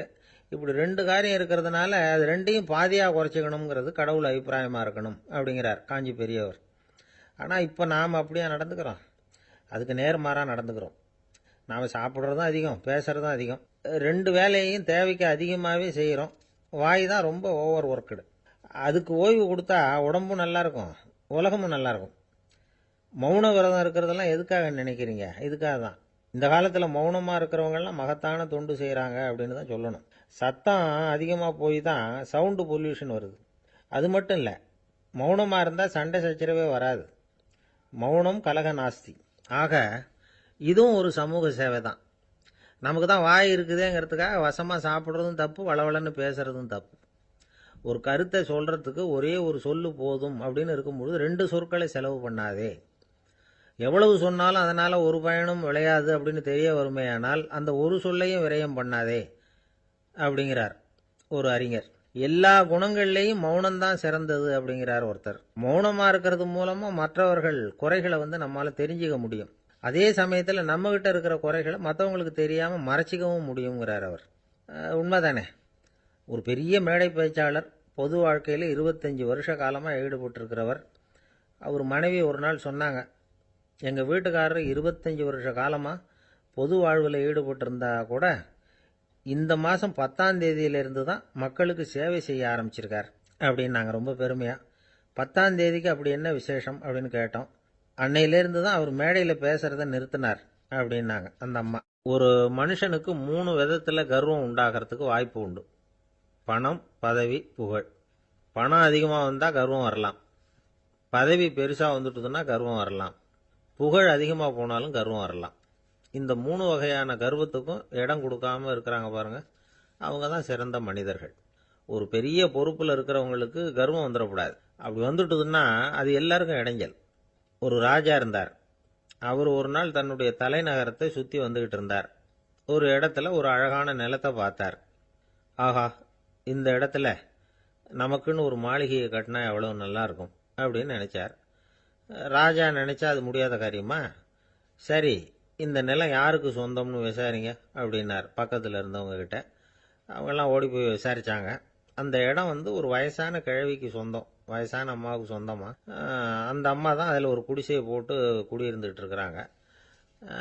சரி, அந்த நிலத்துக்கு ஒரு விலையை நிர்ணயம் பண்ணி அதை அந்த வயசான அம்மா கிட்ட கொடுத்துருங்கோ அப்படின்னு உத்தரவு போட்டார் ராஜா. ஆனால் அந்த அம்மா, இது எங்கள் பூர்வீக இடம், இதை விற்க மாட்டேன் அப்படின்னு சொல்லிவிட்டுது. சரி, 2 பங்கு விலை கொடுக்குறோம்னு சொல்லி பாருங்க அப்படின்னாங்க. அப்படியே சொன்னாங்க அரண்மனை ஆட்கள். அதுக்கும் சம்மதிக்கலை அந்த அம்மா. இதை கேள்விப்பட்டதும் ராஜாவுக்கு கோபம் வந்துட்டுது. தன்னுடைய ஆளுங்களை கூப்பிட்டார். போய் அந்த குடிசையை பிரித்து எறிங்க, காசெல்லாம் ஒன்றும் கொடுக்காதீங்க அப்படின்னு கத்தினார். அவ்வளோதான். அடுத்த நிமிஷம் அரண்மனை ஆசாமிகள் போனாங்க, குடிசையை பிரித்து எரிஞ்சாங்க. அந்த வயசான அம்மா இருக்கு, அதுவும் அந்த இடத்த விட்டு துரத்தி விட்டாங்க. அந்த இடத்துல ஒரு அரச மாளிகையை கட்டி முடிச்சுட்டாங்க. அந்த வயசான அம்மா பாவம், ராஜாவே இப்படி பண்ணால் யாருக்கிட்ட போய் முறையிட முடியும்? ஒரு ஞானி இருந்தார், அவர்கிட்ட போய் சொன்னாங்க. அவர் இவங்க சொன்னதை கேட்டு மனசில் வச்சுக்கிட்டார். ஒரு நாள் அந்த ராஜாவே இந்த ஞானியை கூப்பிட்டார். புதுசாக ஒரு மாளிகை கட்டியிருக்கிறேன், வந்து பாருங்கன்னு. சரின்னு சொல்லி இந்த பெரியவர் ஒரு நாள் அந்த மாளிகைக்கு போனார். சும்மா போகல, ஒரு கழுதையையும் ஓட்டிகிட்டு போனார். கொஞ்சம் சாக்குகள், வெத்து சாக்கு, அதையும் எடுத்து கழுதை முதுகில் போட்டு கழுதையை ஓட்டிகிட்டு போகிறார். ராஜா பார்த்தார். அவருக்கு இது ஆச்சரியமாக இருந்தது. என்ன இது, மாளிகைக்கு வந்துட்டு போங்கன்னு கூப்பிட்டா கழுதை, சாக்கு இதெல்லாம் கொண்டு வராரே, ஒன்றும் புரியலையேன்னு நினைச்சார். எதுக்காக இதெல்லாம்னு கேட்டார். அரசருடைய தோட்டத்திலிருந்து கொஞ்சம் மண் எடுத்துகிட்டு போகிறதுக்கு ஆசைப்படுறேன், அதுக்கு நீங்கள் அனுமதி கொடுக்கணும் அப்படின்னாரு இவர். இது என்ன வேடிக்கையான கோரிக்கையாக இருக்குது அப்படின்னு நினைச்சார் ராஜா. இருந்தாலும் மண்ணு தானே கேட்குறாரு, எடுத்துகிட்டு போகட்டுமே அப்படின்னு நினைச்சார். சரின்னு அனுமதி கொடுத்தார். அந்த பெரியவர் தோட்டத்துக்கு போனார், மண்ணை வெட்டினார், சாக்கில் போட்டு நிரப்புனார். ராஜாவை கொஞ்சம் கிட்ட வாங்கன்னு கூப்பிட்டார். இந்த மண் மூட்டையை தூக்கி கழுதையோட முதுகில் வைக்கணும், கொஞ்சம் உதவி பண்ணுங்கன்னார். ஓ, பண்ணுறேனே அப்படின்னு சொல்லி ராஜா கிட்ட போனார். மூட்டையை தூக்கி பார்க்குறாரு, முடியல, திணறி போட்டார். இப்போ அந்த ஞானி பேசினாராம். அரசே, இந்த ஒரு சாக்கு மண்ணையே உங்களால் தூக்க முடியல, அந்த கிழவிகிட்ட இருந்து அந்த அக்கிரமமாக அபகரித்த இந்த தோட்டம் பூராவையும் சுமக்கணும்னு ஆசைப்படுறீங்களே, அது உங்களால் முடியுமா அப்படின்னு கேட்டாராம். ராஜா யோசனை பண்ண ஆரம்பித்தார். தன்னுடைய செயலுக்காக வருத்தப்பட்டாராம். அந்த வயசான அம்மாவை உடனடியாக வரவழைச்சார். தாயே, தப்பு பண்ணிட்டேன், என்னை மன்னிச்சுக்குங்க, இன்னையிலேருந்து இந்த மாளிகையும் தோட்டமும் உங்களுக்கு தான் சொந்தம் அப்படின்னு சொல்லிவிட்டாராம். போகிறப்ப இந்த உலகத்திலேருந்து எண்ணத்தை எடுத்துகிட்டு போக போகிறோம், அதனால் ரொம்பவும் அலட்டிக்க வேண்டியதில்லை, கர்வப்பட வேண்டியதில்லை அப்படிங்கிறது ஒரு பெரிய உபதேசம். ஒரு பெரிய மனுஷன் சாக கிடந்தார், ரொம்பவும் அழுதார். ஏன் அழறீங்க அப்படின்னு கேட்டாங்க சுற்றி இருந்தவங்க. நான் சாகிறதுக்காக கவலைப்படலை, நான் நம்ம ஜனங்களுக்காக எவ்வளவோ காரியம்லாம் செஞ்சுக்கிட்டு வந்தேன். நான் செஞ்சுக்கிட்டு வந்த சேவையை இனிமேல் யார் செய்ய போகிறாங்க, அது யாரால முடியும், அதை நினச்சி தான் அழறேன் அப்படின்னாராம். ஒருத்தர் முன்னாடி வந்தார். அதுக்காக நீங்கள் கவலைப்படாதீங்க, உங்கள் சேவையை தொடர்ந்து செய்யறதுக்கு என்ன மாதிரி இளைஞர் பட்டாலும் தயாராக இருக்குது, இருந்தாலும் எங்கள் கவலை என்னன்னா அப்படின்னு இழுத்தார். என்ன சொல்லுங்கன்னு கேட்டார் அவர். நீங்க இதுவரைக்கும் என்ன சேவை செஞ்சுக்கிட்டு வந்தீங்க, அதுதான் எங்களுக்கு இன்னமும் புரியாத புதிரா இருக்கு அப்படின்னாராம் அவர். ஒருத்தர் ஒரு தவறு செஞ்சு விடுறாருன்னு வச்சுக்கங்க, உடனே நீ செஞ்சது தவறு அப்படின்னு சொல்றது ஒரு வகை. அதுக்கு பதிலா எது சரின்னு அவர் புரிந்து கொள்ள உதவி செய்யறது இன்னொரு வகை. இந்த ரெண்டாவது வகை இருக்கு பாருங்க, நிர்வாக இயல்ல இது ரொம்ப முக்கியம். அலுவலகத்தில் வேலை பார்க்குற ஒருத்தர் முக்கியமா தெரிஞ்சுக்க வேண்டியது என்ன தெரியுமா? சக ஊழியர்கள் கிட்ட எப்படி பழகணும், மேலதிகாரிகள் கிட்ட எப்படி பழகணும், தனக்கு கீழே வேலை செய்கிறவங்க கிட்ட எப்படி பழகணும், வாடிக்கையாளர்கள் கிட்ட எப்படி பழகணும், இவங்க எல்லார்கிட்டையும் செம்மையான உறவை ஏற்படுத்திக்கிறது எப்படி, இதெல்லாம் சொல்லிக் கொடுக்குற பாடம் தான் இன்டர் பர்சனல் ஸ்கில், திறமையான உறவு அப்படிங்கிறது. எந்த வேலையில் இருந்தாலும் சரி, இந்த உறவுகளை வளர்க்கும் திறன் உள்ளவங்க சீக்கிரம் முன்னுக்கு வந்துடுறாங்க. மற்றவங்க கிட்ட உறவை பலப்படுத்திக்கிறது எப்படி அப்படின்னு தெரிஞ்சுக்கிட்டோம்னா எந்த ஒரு தடையையும் சுலபமா தாண்டி செய்யற தொழிலில் முன்னுக்கு வந்துடலாம். ஹார்வர்டு பல்கலைக்கழகத்தில் ஒரு கணக்கெடுப்பு பண்ணி பார்த்தாங்களாம். பார்க்கிற வேலையில எது மாதிரி குணாதிசயம் உள்ளவங்க வேகமா முன்னுக்கு வர்றாங்க அப்படின்னு தெரிஞ்சுக்கிறதுக்காக இந்த கணக்கெடுப்பு. வெவ்வேறு துறையில வேகமா முன்னுக்கு வந்திருக்கிற பல பேரை சந்திச்சு இந்த சர்வேயை நடத்தி இருக்கிறாங்க. அவங்க கண்டுபிடிச்சு சொல்லியிருக்கிற உண்மை என்ன தெரியுமா?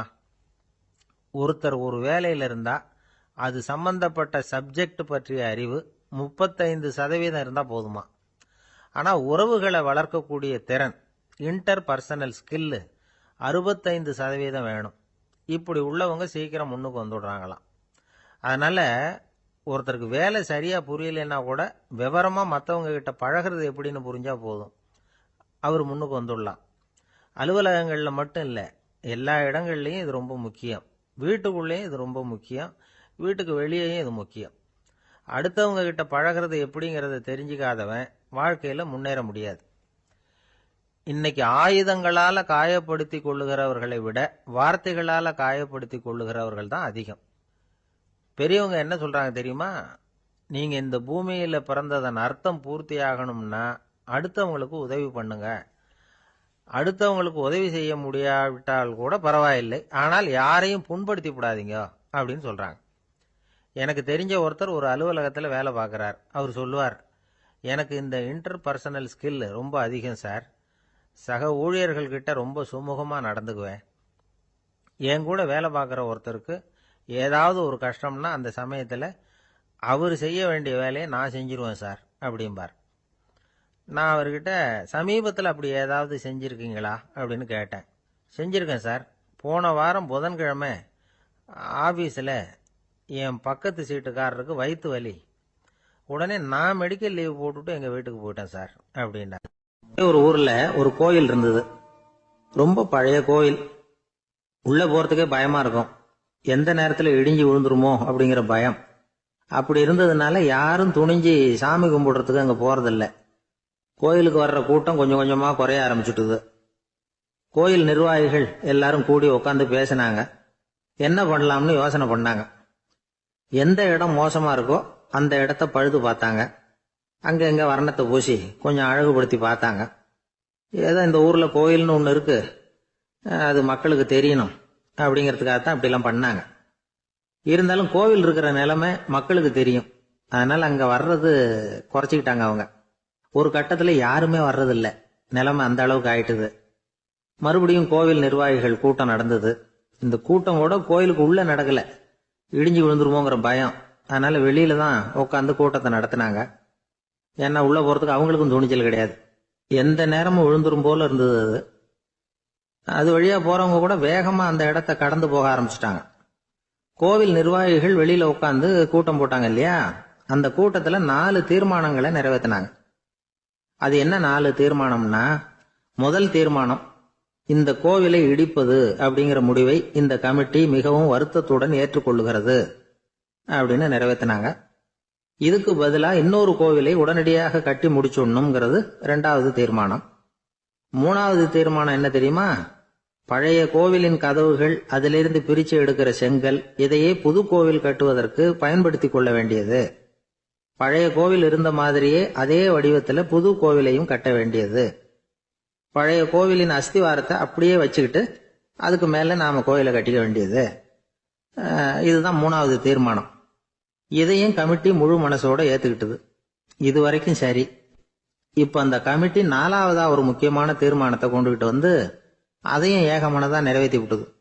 அது என்ன தீர்மானம்னா, புதிய கோவில் கட்டி முடிக்கிற வரைக்கும் பழைய கோவிலை இடிக்கிறதில்லை அப்படிங்கிற தீர்மானம். எப்படி இருக்குது பாருங்க இது. பழசை இடிக்காத வரையில அதே இடத்துல புதுசா எப்படி கட்ட முடியும்? பல விஷயங்கள்ல நாம நடந்துகிற முறையும் இப்படிதான் இருக்குதான். வாழ்க்கையில முன்னேறணும்னு ஆசைப்படுவோம். அதே நேரத்துல அந்த முன்னேற்றத்துக்கு எது தடையா இருக்கோ அதை விட்டு விடுறதுக்கும் மனசு வராது. வெளிநாட்டுல ஒரு பெரிய விருந்து நடந்துகிட்டு இருந்துதான். எல்லாரும் மது கோப்பையும் கையுமா அலைஞ்சுகிட்டு இருக்கிறாங்க. ஒருத்தர் மட்டும் கையில எதுவும் இல்லாம ரொம்ப நல்ல பிள்ளையா சாதுவா ஒரு ஓரமா தனியா உட்கார்ந்துருக்கிறார். அவர்கிட்ட நெருங்கி வாங்க மது சாப்பிடலாம் அப்படின்னு கூப்பிட்டாங்களாம். என்ன வற்புறுத்தாதீங்க, நான் என் மனசுக்குள்ள உறுதியா தீர்மானம் பண்ணிவிட்டேன் அப்படின்னாராம். என்ன தீர்மானம் பண்ணிருக்கீங்க அப்படின்னு கேட்டிருக்காங்க.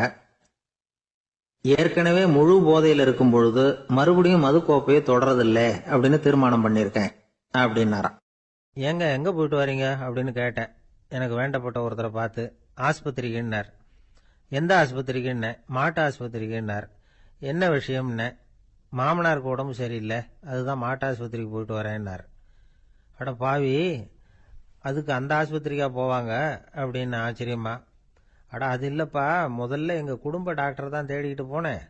அவர் அந்த நேரத்தில் அவர் வளர்க்குற நாய்க்குட்டிக்கு உடம்பு சரியில்லைன்னு சொல்லி அதை தூக்கிக்கிட்டு மாட்டு ஆஸ்பத்திரிக்கு போயிட்டாராம் சொன்னாங்க. அதனால அங்கே போய் அவரை சந்திச்சு விஷயத்தை சொல்லிவிட்டு வர்றேன்னார். அப்புறம் தான் எனக்கு கொஞ்சம் நிம்மதியாக இருந்தது. பொதுவாக நமக்கு தெரிஞ்ச வரையில் டாக்டர்கள் 2 வகை. நமக்கு வைத்தியம் பண்ணுற டாக்டர்கள் ஒரு வகை, நம்மகிட்ட இருக்கிற ஆடு மாடு கோழிக்கு வைத்தியம் பண்ணுற டாக்டர்கள் ஒரு வகை. இப்போ தான் எனக்கு தெரியும் இன்னொரு வகையான டாக்டர்களும் உண்டுங்கிறது. அது யாருன்னா பூச்சிகளுக்கு வைத்தியம் பண்ணுற டாக்டர்கள், அதாவது பூச்சி டாக்டர்கள். வெளிநாடுகளில் அப்படிலாம் கூட சில பேர் இருக்கிறாங்க. பிரிட்டனில் யார்க்ஷயர் வட்டாரத்தில் ராதர்ஹாம் அப்படின்னு ஒரு ஊர்.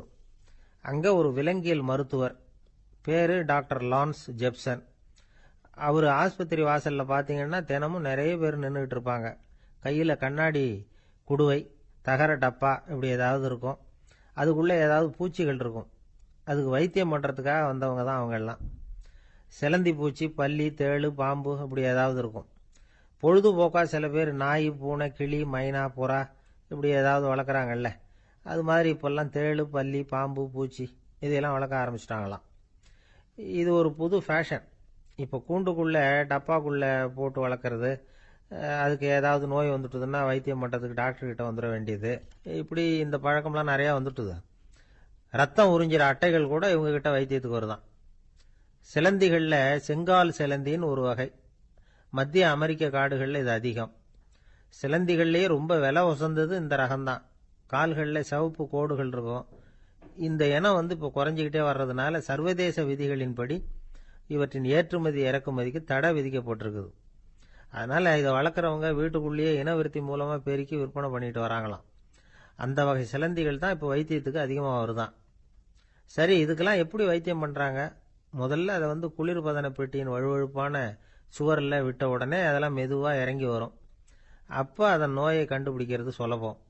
அப்புறம் அதுக்கு கிருமிகளை கொல்லக்கூடிய மருந்துகளையோ வலி நிவாரண மருந்துகளையோ கொடுப்பாங்க. கால் உடைஞ்ச சிலந்திகளுக்கு பசையை கொண்டு ஆப்ரேஷன் பண்ணுவாங்க. சில சிலந்திகளுக்கு உடைஞ்ச காலை எடுத்துட்டா புதிய கால் வளர்ந்துடும். சிலந்திகளை மனிதர்கள் கையில் எடுக்கிறப்போ அது பயந்து போய் கீழே குதிக்குது, அதனால் கால் உடஞ்சி விடுது, இல்லைன்னா வயிறு சேதமடையுது. அந்த நிலைமையில் வர்ற சிலந்திகளுக்கு மயக்க மருந்து கொடுத்து ஆப்ரேஷன்லாம் கூட பண்ணுறாங்களாம். பார்த்தீங்களா பூச்சிகளுக்கு வந்த வாழ்வே. நம்ம ஊர்லேயும் வீடுகளில் பூச்சிகள் வளர்க்குறது உண்டு. ஒருத்தர் வந்தார், எனக்கு 3000 கரப்பாம்பூச்சி அவசரமாக தேவைப்படுது, எங்கே கிடைக்கும்னு கேட்டார். கரப்பாம்பூச்சியா, அது என்னத்துக்குன்னு கேட்டோம். அது வேற ஒன்றும் இல்லை, நான் குடியிருக்கிற வாடகை வீட்டை காலி பண்ண போகிறேன். வீட்டு சொந்தக்காரர் என்ன சொல்கிறாருன்னா, இந்த வீட்டுக்கு நான் குடி வந்தப்போ எப்படி இருந்ததோ அதே நிலைமையில் விட்டுட்டு போகணும்னு வீட்டுக்காரர் சொல்லியிருக்கிறார், அதனால தான் கேட்டேன் அப்படின்னார். ஒரு தந்தை தன்னோட பிள்ளைய ரொம்ப தைரியசாலியாக வளர்க்கணும்னு ஆசைப்பட்டார். அதுக்காக அவனை கூப்பிட்டு உட்கார வச்சு இப்படி உபதேசம் பண்ணார். இதை பாருப்பா, நான் உன்னாட்டம் இருக்கிறப்போலாம் எதுக்கும் பயப்பட மாட்டேன், ரொம்ப துணிச்சலாக இருப்பேன். ஒரு நாள் ஒரு அப்பாவி எலிய ஒரு பூனை துரத்திட்டு ஓடிச்சு. நான் உடனே என்ன செஞ்சேன் தெரியுமா? அந்த பூனையை பிடிச்சேன். அது வாலில் ஒரு பட்டாசு சரத்தை கட்டினேன், கொளுத்தி விட்டேன். படபடன்னு வெடிக்க ஆரம்பிச்சுட்டுது. அது துள்ளிக்கிட்டு அங்கேயும் இங்கேயும் ஓடி இருக்கு பாரு ஓட்டம், ரொம்ப தமாஷு அப்படின்னார் அப்பா. இப்படி சொல்லிவிட்டு பையனை பார்த்து, இதை கேட்கறதுக்கு உனக்கும் துணிச்சல் வருதா? நான் என்னுடைய செயலை நீ கேட்குறப்ப உனக்கு துணிச்சல் வருதா அப்படின்னு கேட்டார். வருதுன்னா பையன். எப்படின்னா அப்படிங்கிற விவரத்தையும் சொன்னான் அவன். அதாவது எலியை விரட்டினத்துக்காக பூனை வாலில் பட்டாசு கொளுத்துனீங்க நீங்க, பூனையை விரட்டினத்துக்காக உங்க கழுத்துல பட்டாசு சரத்தை மாட்டினா என்னன்னு தோணுது எனக்கு அப்படின்னு நான் பையன். பையனோட துணிச்சல் அப்பாவே நடுங்க வச்சுட்டுது. அது சரி, ஒரு அப்பா பிள்ளைக்கு இப்படியா உபதேசம் பண்றது? எல்லாருக்கிட்டையும் அன்பா பழகிறது எப்படி அப்படின்னு சொல்லி கொடுக்கணும். பிஞ்சு உள்ளங்கள்ல நஞ்ச தூவலாமா? ஒரு நாள் விநாயகர் ஒரு பூனையோட விளையாடிக்கிட்டு இருந்தாராம். அப்படி ஆசையா விளையாடிக்கிட்டு இருந்தப்ப அவரோட கை நகம் தவறுதலா பூனையோட முகத்துல பட்டுட்டு தான். அது ஒரு சின்ன கீறலை உண்டாகி விட்டுது. அப்பா அவர் அதை ஒரு பெருசா நினைக்கல. கொஞ்ச நேரத்துக்கு அப்புறம் விநாயகர் வீட்டுக்கு வந்தார். அவங்க அம்மா பார்வதி தேவியை பார்த்தார். பார்வதி தேவி கன்னத்துல விரலால கீறினது மாதிரி ஒரு அடையாளம் இருந்தது. விநாயகருக்கு அதிர்ச்சி, ஆச்சரியம். நம்ம அம்மா இந்த உலகத்துக்கே தாயார், அப்பேற்பட்ட அவங்க முகத்திலேயே கீறலை உண்டாக்கக்கூடியவங்க யாரா இருக்க முடியும் அப்படின்னு யோசனை பண்ணார். தாயே, உன்னுடைய கன்னத்தில் இந்த வடு எப்படிம்மா ஏற்பட்டதுன்னு கேட்டார். குழந்தாய், இது நீ செஞ்ச காரியம்தான்ப்பா. உன்னுடைய கை நகம் கீறினதுனால ஏற்பட்ட வடு தான் இது அப்படின்னாங்க அவங்க. விநாயகர் திடுக்கிட்டு போட்டார். எப்படிம்மா அது? நான் எந்த காலத்திலையும் ஒன்று அப்படி கீறினதாக எனக்கு நினைவு இல்லையே அப்படின்னார். இன்னைக்கு காலையில் ஒரு பூனையை கீறினதை நீ மறந்துட்டியா அப்படின்னாங்க அந்த அம்மா. விநாயகர் திகைச்சு போய் நின்னார். பார்வதி தேவி சொன்னாங்க, இதை பார்ப்பா, இந்த உலகத்தில் இருக்கக்கூடிய எல்லா உயிர்கள்லேயும் நான் இருக்கிறேன். நான் தான் இந்த உலகமாக ஆகியிருக்கிறேன். ஆகையினால நீ யாரை துன்புறுத்தினாலும் அது உண்மையிலேயே என்ன துன்புறுத்தினதாக தான் வந்து முடியும் அப்படின்னாங்க. விநாயகர் மனசுக்குள்ள ஒரு வெளிச்சம் ஏற்பட்டுதான். அதுக்கப்புறம் அவர் யாரையுமே கல்யாணம் பண்ணிக்காததுக்கு அதுதான் காரணமா. இந்த உலகத்தில் எல்லாரையும், இங்கே இருக்கிற எல்லாத்தையும் தாயின் வடிவமாக அவர் பார்க்க ஆரம்பிச்சிட்டாராம். குருதேவர் ராமகிருஷ்ணர் இந்த கதையை எடுத்து சொல்லியிருக்கிறார். நபிகள் நாயகம் ஒரு தடவை ஒரு நாற்காலியில் உட்காந்து என்னமோ யோசனை பண்ணிட்டு இருந்திருக்கிறார். அப்போ அவரோட உடையில ஒரு கீழ்ப்பகுதி தரையில் படிஞ்சு கிடந்திருக்குது. அங்கே விளையாடிக்கிட்டு இருந்த ஒரு பூனை அது மேலே வந்து படுத்து தூங்கி போச்சு. தொழுகை செய்ய வேண்டிய நேரம் வந்துட்டது. நபிகள் நாயகம் எழுந்திருக்க பார்த்தார். அப்போதான் பூனை தன்னோட உடை மேலே படுத்து தூங்கிட்டு இருக்கிறது கண்ணில் படுது. பூனையோட தூக்கத்தை கலைக்க விரும்பல அவர். தன்னுடைய சகோதரியை கூப்பிட்டார். ஒரு கத்திரிக்கோல் எடுத்துட்டு வர சொன்னார். பூனை படுத்திருந்த உடை பகுதி மட்டும் இருக்குல்ல, அதை மட்டும் அதோட கத்திரிச்சு விட்டுட்டு அதுக்கப்புறம் அவர் எழுந்திரிச்சு தொழுகைக்கு போனாராம். அதாவது பிற உயிர்கள் கிட்ட எப்படி அன்பு காட்டணுங்கிறத பெரியவங்க எவ்வளவோ விதத்தில் நமக்கு எடுத்து காட்டியிருக்கிறாங்க. இருந்தாலும் எத்தனை பேர் மனசில் அதெல்லாம் உரைச்சிருக்குது? நாமளும் நம்ம ட்ரெஸ்ஸு மேலே ஒரு பூனை படுத்திருந்தா ஒரு கத்திரிக்கோலை தான் தேடுவோம், எடுத்துகிட்டு வர சொல்லுவோம். துணியை வெட்டுறதுக்கு பதிலாக இல்லை அதோட வாழை வெட்டினா என்ன அப்படின்னு தோணும். ஒரு ஆள் ரொம்ப பிரியமாக ஒரு பூனையை ஆற்றுல குளிப்பாட்டிக்கிட்டு இருந்தானா. எப்படி? அந்த பூனையை ஆற்று தண்ணியில் அமுக்கி அமுக்கி குளிப்பாட்டிக்கிட்டு இருக்கிறான். அந்த வழியாக போன பெரியவர் ஒருத்தர் இதை பார்த்தார். இதை பார்ப்பா, பூனையை அது மாதிரி ஆற்று தண்ணியில் அமுக்கி குளிப்பாட்டாத, மூச்சு திணறி செத்து போடும் அப்படின்னு அட்வைஸ் பண்ணார். நீ போய் அவன் வேலையை பார்த்துக்கிட்டு, எனக்கு எல்லாம் தெரியும்னா இவன். சரின்னு அவர் போயிட்டார். கொஞ்ச நேரம் கழித்து அவரே அந்த வழியாக திரும்பி வந்துக்கிட்டு இருந்தார். ஆற்றுல பூனையை குளிப்பாட்டிக்கிட்டு இருந்தவன் அழுதுகிட்டு உட்காந்துருக்கிறான். பக்கத்தில் அந்த பூனை செத்து கிடக்குது. இதை பார்த்தார் பெரியவர். நான் தான் அப்போவே சொன்னேனே அந்த பூனையை ஆற்றுல நினைக்காதேன்னு, அதை கேட்டிருந்தா இப்படி ஆயிருக்குமா அப்படின்னார். அந்த ஆள் கோபமாக இவரை முறைச்சி பார்த்தான். அட போய்யா, இந்த பூனை ஆற்றுல குளித்ததுனால ஒன்றும் செத்து போகல, குளித்ததுக்கு அப்புறம் அதோட உடம்பு ஈரமாக இருக்குதுன்னு அதை புழிஞ்சேன், அதனால தான் இப்படி ஆயிட்டுது அப்படின்னு. உலகத்தில் எது எதுக்கும் ஆராய்ச்சி கூடங்கள் இருக்குதுல்ல, அது மாதிரி தூக்கத்தை பற்றி ஆராய்ச்சி பண்ணுறதுக்கு ஒரு ஆராய்ச்சி கூடம் இருக்குது. அப்படி ஆராய்ச்சி பண்ணணும்னா அதுக்கு மூழ்கிக்கிட்டு இருக்கணும்ல. அதனால தான் அந்த ஆராய்ச்சி கூடம் இங்கே இல்லை. அமெரிக்காவில் பாஸ்டன் பல்கலைக்கழக மருத்துவமனையில் அது இருக்குது. அங்கே தூக்கத்தை பற்றி பலவிதமான ஆராய்ச்சிகள் பண்ணிகிட்டு இருக்கிறாங்க. அந்த ஆராய்ச்சி கூடத்தில் இயக்குனராக இருக்கிற ஒரு நிபுணர் அவர் என்ன சொல்கிறார் தெரியுமா? உங்களுக்கு தூக்கம் வரலையா, நீங்கள் நல்லா தூங்குறதுக்கு தாராளமாக சில யோசனைகளை என்னால் சொல்ல முடியும் அப்படிங்கிறார். யோசனை தானே, காசா பணமாக கேட்டு வச்சுக்கலாமே. உணவு, மனநிலை, தூங்கும் இடத்தோட சூழ்நிலை, படுக்கைக்கு செல்றப்போ உள்ள பழக்க வழக்கங்கள், இது காரணமாக ஒருத்தருக்கு தூக்கம் வராமல் போகலாம். தூக்கம் வராததுக்கு இதுதான் காரணம்னா அதையெல்லாம் சுலபமாக கட்டுப்படுத்தலாங்கிறார் அவர். தூக்கத்தை வரவழைக்கக்கூடிய ஒரு நல்ல மருந்து உடற்பயிற்சி. ஆனால் ஒன்று, படுக்க போகிற நேரத்தில் இது மாதிரி உடற்பயிற்சிகள் எல்லாம் செய்யக்கூடாது. கொஞ்சம் முன்னாடி பகல்லையே இந்த பயிற்சிகளை செய்கிறது நல்லது. தூக்கம் வராமல் அவதிப்படுறவங்க பிற்பகல் நேரங்களில் காஃபி, டீ இது மாதிரி பானங்களை சாப்பிடக்கூடாது. மது அருந்துறது கூட தூக்கத்தை பாதிக்கும். வெது வெதுப்பான நீரில் குளிக்கிறது, தியானத்தில் ஈடுபடுறது, ஓய்வாக இருக்கிறது, படுக்கிறது, அதாவது படுக்கிறதுக்கு முன்னாடி ஒரு குவளை பால் சாப்பிட்றது, இதெல்லாம் தூக்கத்தை வரவழைக்கிறது ரொம்ப உதவியாக இருக்கும். இன்னொரு விஷயம் என்னென்னா, தூங்கி ஆகணுமேங்கிற கவலை வேண்டியதில்லை. அப்படி நினச்சி கவலைப்படுறதை விட்டுடணும். தூக்கம் வரலையா, உடனே படுக்கையை விட்டு எழுந்திருக்க வேண்டியது. வெளியில் வாங்க, வேறு ஏதாவது வேலையில் ஈடுபடுங்க, கொஞ்சம் நேரம் உலாவுங்க, அல்லது ஏதாவது ஒரு புஸ்தகத்தை எடுத்து படிங்க. களைப்பு ஏற்பட்டால் மறுபடியும் படுக்கைக்கு போங்க. தூக்கம் தானாக வந்துடும்.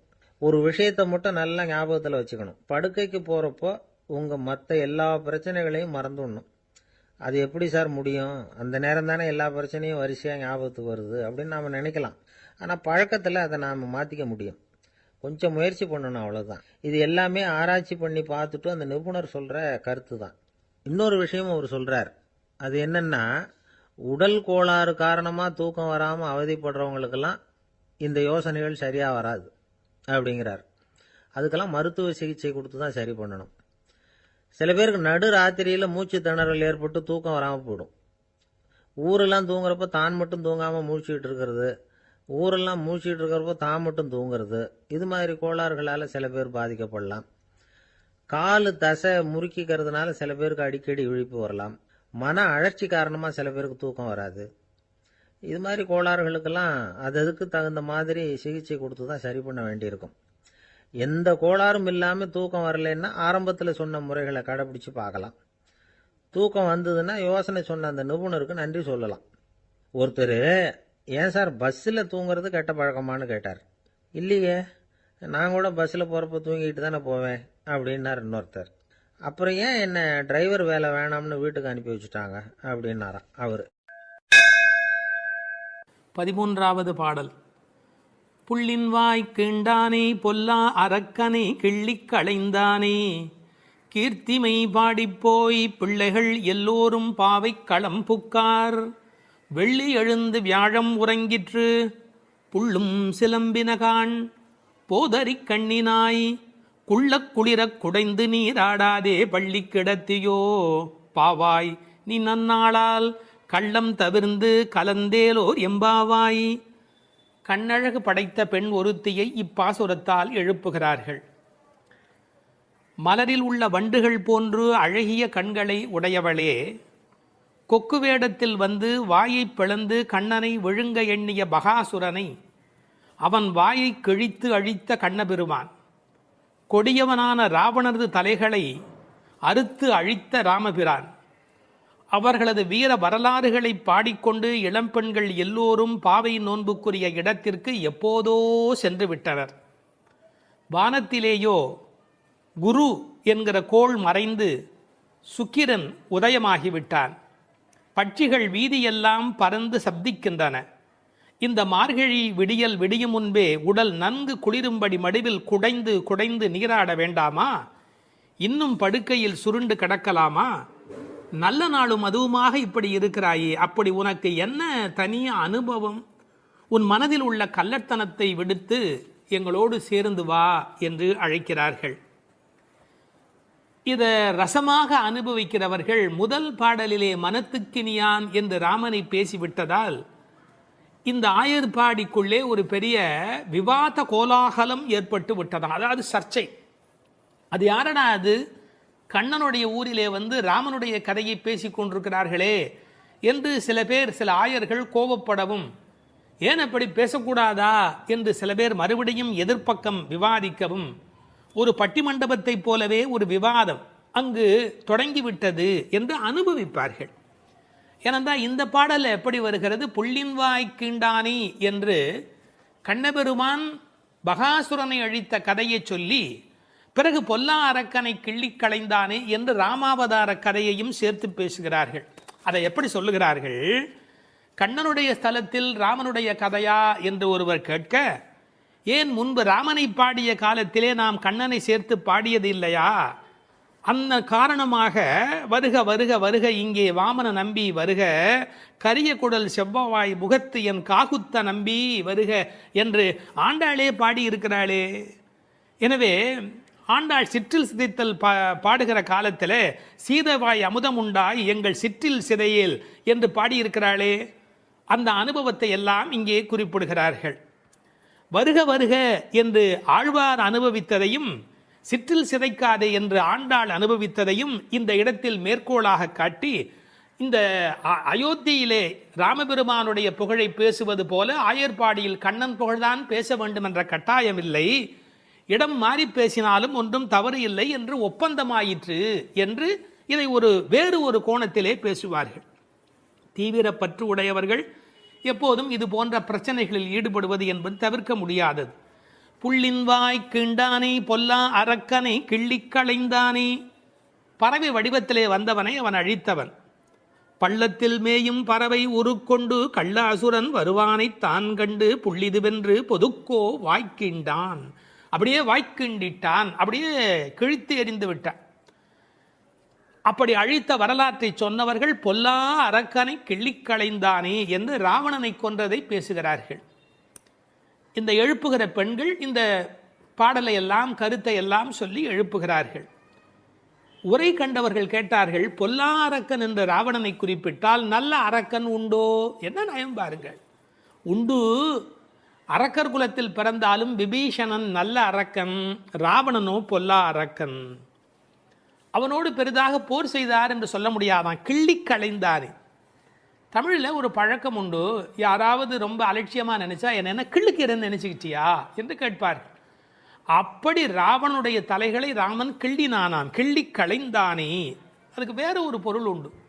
தன்முனைப்பு உள்ளவர்கள் பரமாத்மாவால் அழிக்கப்படுவார்கள் என்கிற அந்த உணர்வு 10 தலை ஒருவருக்கு உண்டு என்ற கதையை அப்படியே எடுத்துக்கொள்வதை விட, பன்முகமாக ஆசை தலிவிரித்து ஆடுகிற போது ஒருமுகமுடைய பரமாத்மா மனதை நாம் ஒருமுகப்படுத்தினால் நமக்கு உள்ளே இருக்கிற பன்முகம் அழிந்து போகும் என்று உருவகமாக எடுத்துக்கொண்டு அனுபவிப்பவர்களும் உண்டு. இப்படி ராவணனை அழித்த வரலாற்றை பேசி கீர்த்திமை பாடிப்போய் பிள்ளைகள் எல்லோரும் பாவை களம் புக்கார். இந்த நெல் பயிரிடுகிற இடத்துக்கு நெற்களம் என்று பெயர். அதுபோல் பாவை நோன்பு நோற்கிற இடத்துக்கு பாவைக்களம் என்று பெயர். யாருடைய புகழை பாடுகிறார்கள்? கீர்த்திமை பாடி, ராமன் கண்ணன் இருவருடைய புகழையும் பாடி, கீர்த்தி புகழை பாடி, பிள்ளைகள் எல்லோரும் சின்ன குழந்தைகளாகிய பெண் பிள்ளைகள் எல்லாரும் சேர்ந்து பாவைக்களம் புக்கார். அவங்கெல்லாம் நோன்பு நோக்கிற இடத்துக்கு போய்விட்டார்கள், நான் மட்டும் உனக்காக இங்கே நின்று கொண்டிருக்கிறேன், சீக்கிரம் வாடி என்பது போல் பேசுகிறார். இப்போது பொழுது விடிந்து விட்டது என்பதில் அடையாளம் ரொம்ப நுட்பமான ஒரு அடையாளம். வெள்ளி எழுந்து வியாழம் உறங்கிற்று. அதாவது வெள்ளிக்கிழமை தோன்றிவிட்டது, வியாழக்கிழமை முடிந்து விட்டது இல்லை, குரு ஹோரை போய்விட்டது, சுக்கிரஹோரை தொடங்கிவிட்டது. அது இன்னொரு கோணம். வானியலை பற்றி நன்கு ஆய்வு செய்தவர்கள் ஒரு குறிப்பிட்ட காலத்திலே சுக்கிரனுடைய எழுச்சியும் வியாழனுடைய அந்த இறங்கு முகமும் ஒன்றாக நடக்கும் என்று குறிப்பிடுகிறார்கள். சுஜாதா அவர்கள் இதை வைத்துக்கொண்டு கிபி 885 என்று உறுதி செய்ய முடியும் என்று ஒரு கட்டுரையிலே எழுதியிருக்கிறார்கள். ஆனால் வேறு சிலரோ கிபி 8ஆம் நூற்றாண்டில் ஒரே ஒரு முறை மட்டும் அதிகாலை பொழுதில் சுக்கிரன் எழுவதும் குரு மறைவதும் ஒரே வேளையில் நிகழ்ந்துள்ளது. அது முழுநிலவு நாள், பௌர்ணமி. அந்த நாள் அப்படியே குறிப்பிடுகிறார்கள். அந்நாள் கிபி 731 டிசம்பர் 18 காலை 3:30 முதல் 4 மணி. இதனை அடி ஒற்றி ஆண்டாள் பிறந்தது கிபி 716 ஆடிப்பூரம் என்று கணக்கிட்டிருக்கிறார். பாருங்க எவ்வளவு அழகான ஒரு காலக்கணக்கு. வெள்ளி எழுந்து வியாழன் உறங்கிற்று. புள்ளும் சிலம்பின.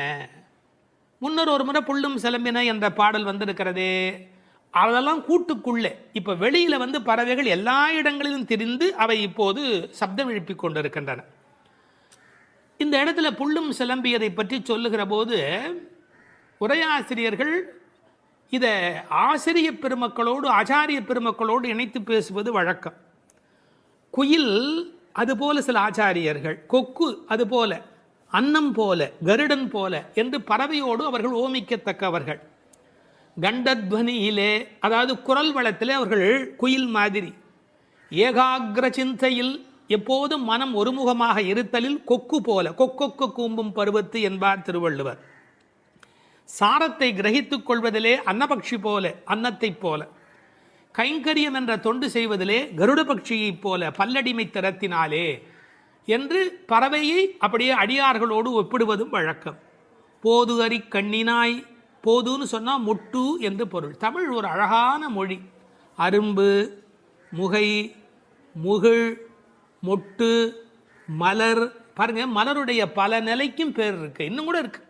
அதாவது வெளியில் புறப்படுவது அரும்பு, கொஞ்சம் மேலே வந்தால் அது முகை, கொஞ்சம் அது இதழ் திறக்க ஆரம்பித்தா அது முகிழ், அது நல்ல விரிந்து விட்டால் தான் அதுக்கு மலர் அப்படின்னு பேர். ரெண்டுக்கும் நடுவில் இருக்க போது போதுன்னு பேர். அந்த போது அது போன்ற கண்களை உடையவள், அதில் வண்டு உட்கார்ந்திருப்பதை போன்ற கண். ஐயா, வெள்ளையாக கண்ணில் ஒரு பகுதி இருக்குது, கருப்பாக ஒரு பகுதி இருக்குது. அது வெள்ளையாக இருக்கிற மலர், அதன் மேலே கருப்பாக இருக்கிற வண்டு உட்கார்ந்திருக்கிற தன்மையினை போதறி கண்ணினாய் என்ற ஓமையாக குறிப்பிட்டார்கள். குளிக்கிறது எப்படி குளிக்கணுமா? குள்ள குளிர குடைந்து நீர் ஆடு. அப்படி ஆடாதே, பள்ளிக்கிடத்தியோ பாவாய் நீ.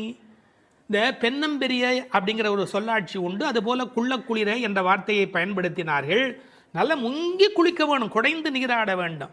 ஆற்றில், குளத்தில், கிணற்றில் இருந்து நீர் வளம் இருக்கிற இயற்கையை புதுப்பிக்கின்ற அந்த அழகான மழைக்கு பிறகு அந்த குளிக்கிற சுகத்தை இந்த வரியிலேயே கொண்டு வருகிறாள். குள்ள குளிர குடைந்து நீராடாதே பள்ளிக்கிடத்தியோ பாவாய் நீ நன்னாளால். எல்லா நாளுமே நல்ல நாள் தான். ஆனால் இன்றைக்கு கண்ணனுக்கு நாம் பார்க்க போகிற நாள், ஊருக்கு நலம் செய்கிற நாள், உனக்கு நன்மையான நாள். அப்படி இருக்கும்போது நீ படுத்து கிடக்கிறாயே, பள்ளி அறையிலேயே படுத்து கிடப்பவருக்கு பள்ளி கொண்ட பெருமாளை பார்க்கிற பாக்கியம் கிடைக்குமா? அவனை பருகும் சுகம் உனக்கு எப்படி வாய்க்கும்? கள்ளம் தவிர்ந்து கலந்தேலோர் எம்பாவாய். நீ மட்டும் தனியாக மனசில் அனுபவிக்கிறியா? அந்த திருட்டுத்தனத்தை விட்டுடு. கள்ளம் தவிர்ந்து தனியாக அனுபவிக்காதே, கலந்து ஏலோர் எம்பாவாய். இறைவனை எல்லோரும் சேர்ந்து அனுபவிப்பதே சுகம் என்று இந்த பாசுரத்தால் அவர்கள் விளக்கி காட்டுகிறார்கள். திருப்பாவை 11ஆம் பாட்டு. கற்றுக்கரவை கணங்கள் பல கறந்து செற்றார் திரளழியச் சென்று செரு செய்யும் குற்றமொன்று இல்லாத கோவலர்தம் பொற்கொடியே புற்றரவு அல்குல் புனமையிலே போதராய். சுற்றத்து தோழிமார் எல்லாரும் வந்து நின் முற்றம் புகுந்து முகில் வண்ணன் பேர் பாட சிற்றாதே பேசாதே செல்வப் பெண்டாட்டினி எற்றுக்கு உறங்கும் பொருளேலோர் எம்பாவாய். கண்ணனை எண்ணி நோற்காமல் அவன்தான் நம்மை எண்ணி நோற்று இங்கு வரட்டுமே என்று எண்ணி எல்லாவற்றிலும் சிறந்தவளான ஒரு பெண், பக்தி பெண் இந்த பாசுரத்தில் எழுப்பப்படுகிறாள். எல்லாமே கன்றுகள் போல இளமையான பசுக்கூட்டங்கள், பலவற்றை கறப்பதில் ஈடுபட்டு உள்ளவர்கள் இந்த கோபாலர்கள். பகைவர்கள் வந்துவிட்டால் அவர்கள் இருக்கும் இடத்திற்கு சென்று அவர்களது திறமை அழியும்படி போர் புரிய வல்ல குற்றமற்ற போர் வீரர்களை பெற்ற ஆயர் குலத்திலிருந்து வந்த பொன்கொடி போன்றவள் இந்த பெண். புற்றிலே உள்ள நாகத்தின் படம் போன்ற மறைவிடத்தையும் காட்டில் உலவும் மயில் போன்ற சாயலையும் உடையவளே, எழுந்து வா. நமது ஆயர்குடி பெண்கள் எல்லோரும் உன் வீட்டு முற்றத்திலே கூடி மேக நிறமுடைய கண்ணனது திருப்பெயர்களை கூறி பாடி மகிழ்கிறோம். நீயோ அசைவதே இல்லை, வாய் திறந்து பேசுவதும் இல்லை. அப்படி என்ன பெரும் செல்வமடி உனக்கு? இந்த உறக்கத்தில் உனக்கு என்ன அவ்வளவு ஈடுபாடு? எழுந்து வா என வெளியில் உள்ள பெண்கள் உள்ளே உறங்கும் பெண்ணை எழுப்புவதாக அமைந்துள்ள பாடல். இவர்கள் யாரை எழுப்புகிறார்கள்? 3 அடையாளங்கள். கோவலர்தம் பொற்கொடியே, புற்றரவு அல்குல் புனமையிலே, செல்வப் பெண்டாட்டி என்று உள்ளே இருக்கிற பெண் சிறப்பிக்கப்படுகிறார். கோபாலர் என்பது தமிழிலே கோவலர் என்று எழுதுவது வழக்கம். அந்த குலத்தின் தங்க கொடி ஸ்வர்ணலதா. ஸ்வர்ணலதா என்ற வடமொழி சொல்லுக்கு பொற்கொடி என்பது தமிழிலே மொழிபெயர்ப்பு. இவள் ரொம்ப செல்வாக்கு மிக்கவள், பேரழகி. இந்த கோவலர் என்பதை அழகான வித்தியாசமான பல பொருள் சொல்வது வழக்கம். கோ பலர், அதாவது வாக்கிலே வல்லவர் என்று கூட ஒரு பொருள் சொல்வார்கள். கோ அலர், தங்களை தலைவனாக நினைத்ததே அல்ல, கண்ணனுக்கு அடிமையாக மட்டுமே தன்னை நினைத்து கொண்டிருக்கிறவர்கள். இவள் அவர்கள் வீட்டு ஒரு கொடி, கொழுங்கொடி, கொழுகொம்பு தேடுகிற ஒரு கொடி. கோல் தேடி ஓடும் கொழுந்ததே போன்று மால் தேடி ஓடும் மனத்தள், ஆவிக்கோர் பற்று கொம்பு, இதெல்லாம் ஆழ்வார் திருவாக்கு. இவள் மனம் எப்போதும் கண்ணபெருமானை நோக்கி போய் கொண்டிருக்கும். ஒரு கொழுகொம்பாகிய இறைவனை தேடி போவதாலே இவள் கொடி, ஆனால் பொற்கொடி. அடுத்த வார்த்தை அவளுடைய மறைவிடத்தை குறித்து பேசுகிறார்கள். புற்றரவு அல்குல் புனமையிலே. இது தமிழிலே ரொம்ப இயற்கை. அதில் என்ன ஒரு குறிப்பு இருக்கிறது என்றால், பாம்பு புற்றிலே ஒடுங்கி விடும். அதுபோல் இவளுக்கு ஒடுக்கமான இடை என்பதை நாம் இந்த இடத்தில் புரிந்து கொள்ள வேணும். பெண்ணுக்கு இடை எப்படி இருக்க வேணும்? பொய்யோ எனும் இடையாளொடும் இளையானொடும் போனான், கம்பனுடைய வாக்கு. சீத்தையினுடைய இடை உண்டா இல்லையா என்று எல்லோரும் சர்ச்சை செய்கிற இடை என்று எழுதினார். இந்த புற்றரவு அல்குல் என்பதை கொஞ்சம் விளக்கம் சொல்லுகிற ஆச்சாரியர்கள் அது மறைந்திருப்பதையும், குளிர்ச்சி, பாம்பு புற்றுக்குள் மறைந்திருக்கும், புற்றுக்குள்ளே எப்போதும் வெப்பம் குறைவாக இருக்கும். நான் ஒரு குறிப்பு படித்தேன், 23 டிகிரி செல்சியஸ் அந்த சூட்டில் தான் உள்ளே இருக்குமா பாம்பு குடியிருப்பதற்கு விரும்புமா. ஏர் கண்டிஷன் ரூமில் இருக்கிற மாதிரி அந்த குளிர்ச்சி இருந்தால்தான் அது அங்கே இருக்குமா. அதுபோல இந்த பெண்ணின் மறைவிடத்தையும் அவர்கள் குளிர்ச்சி மிக்கது என்று பாடுகிறார்கள்.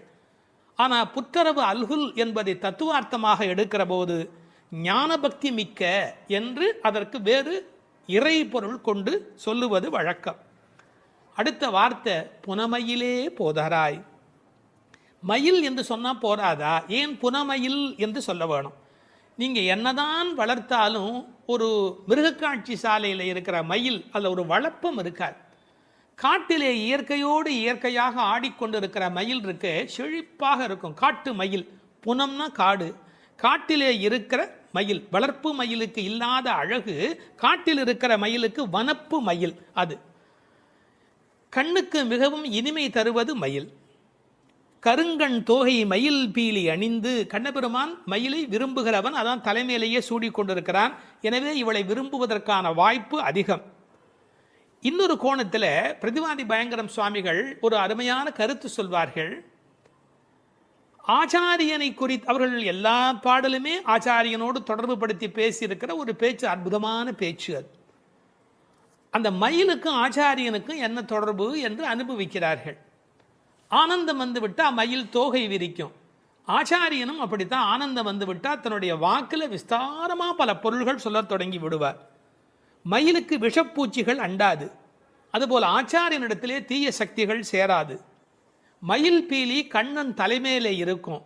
ஆச்சாரியன் ஏதேனும் ஒன்று சொன்னால் கண்ணன் தலைதுளிக்கி அதை அனுபவிப்பானா, அப்படி என்று அனுபவிப்பானா. எனவே தலைமேல் வைத்து கண்ணனே கொண்டாடுகிறான் ஆச்சாரியனுடைய வாக்கு.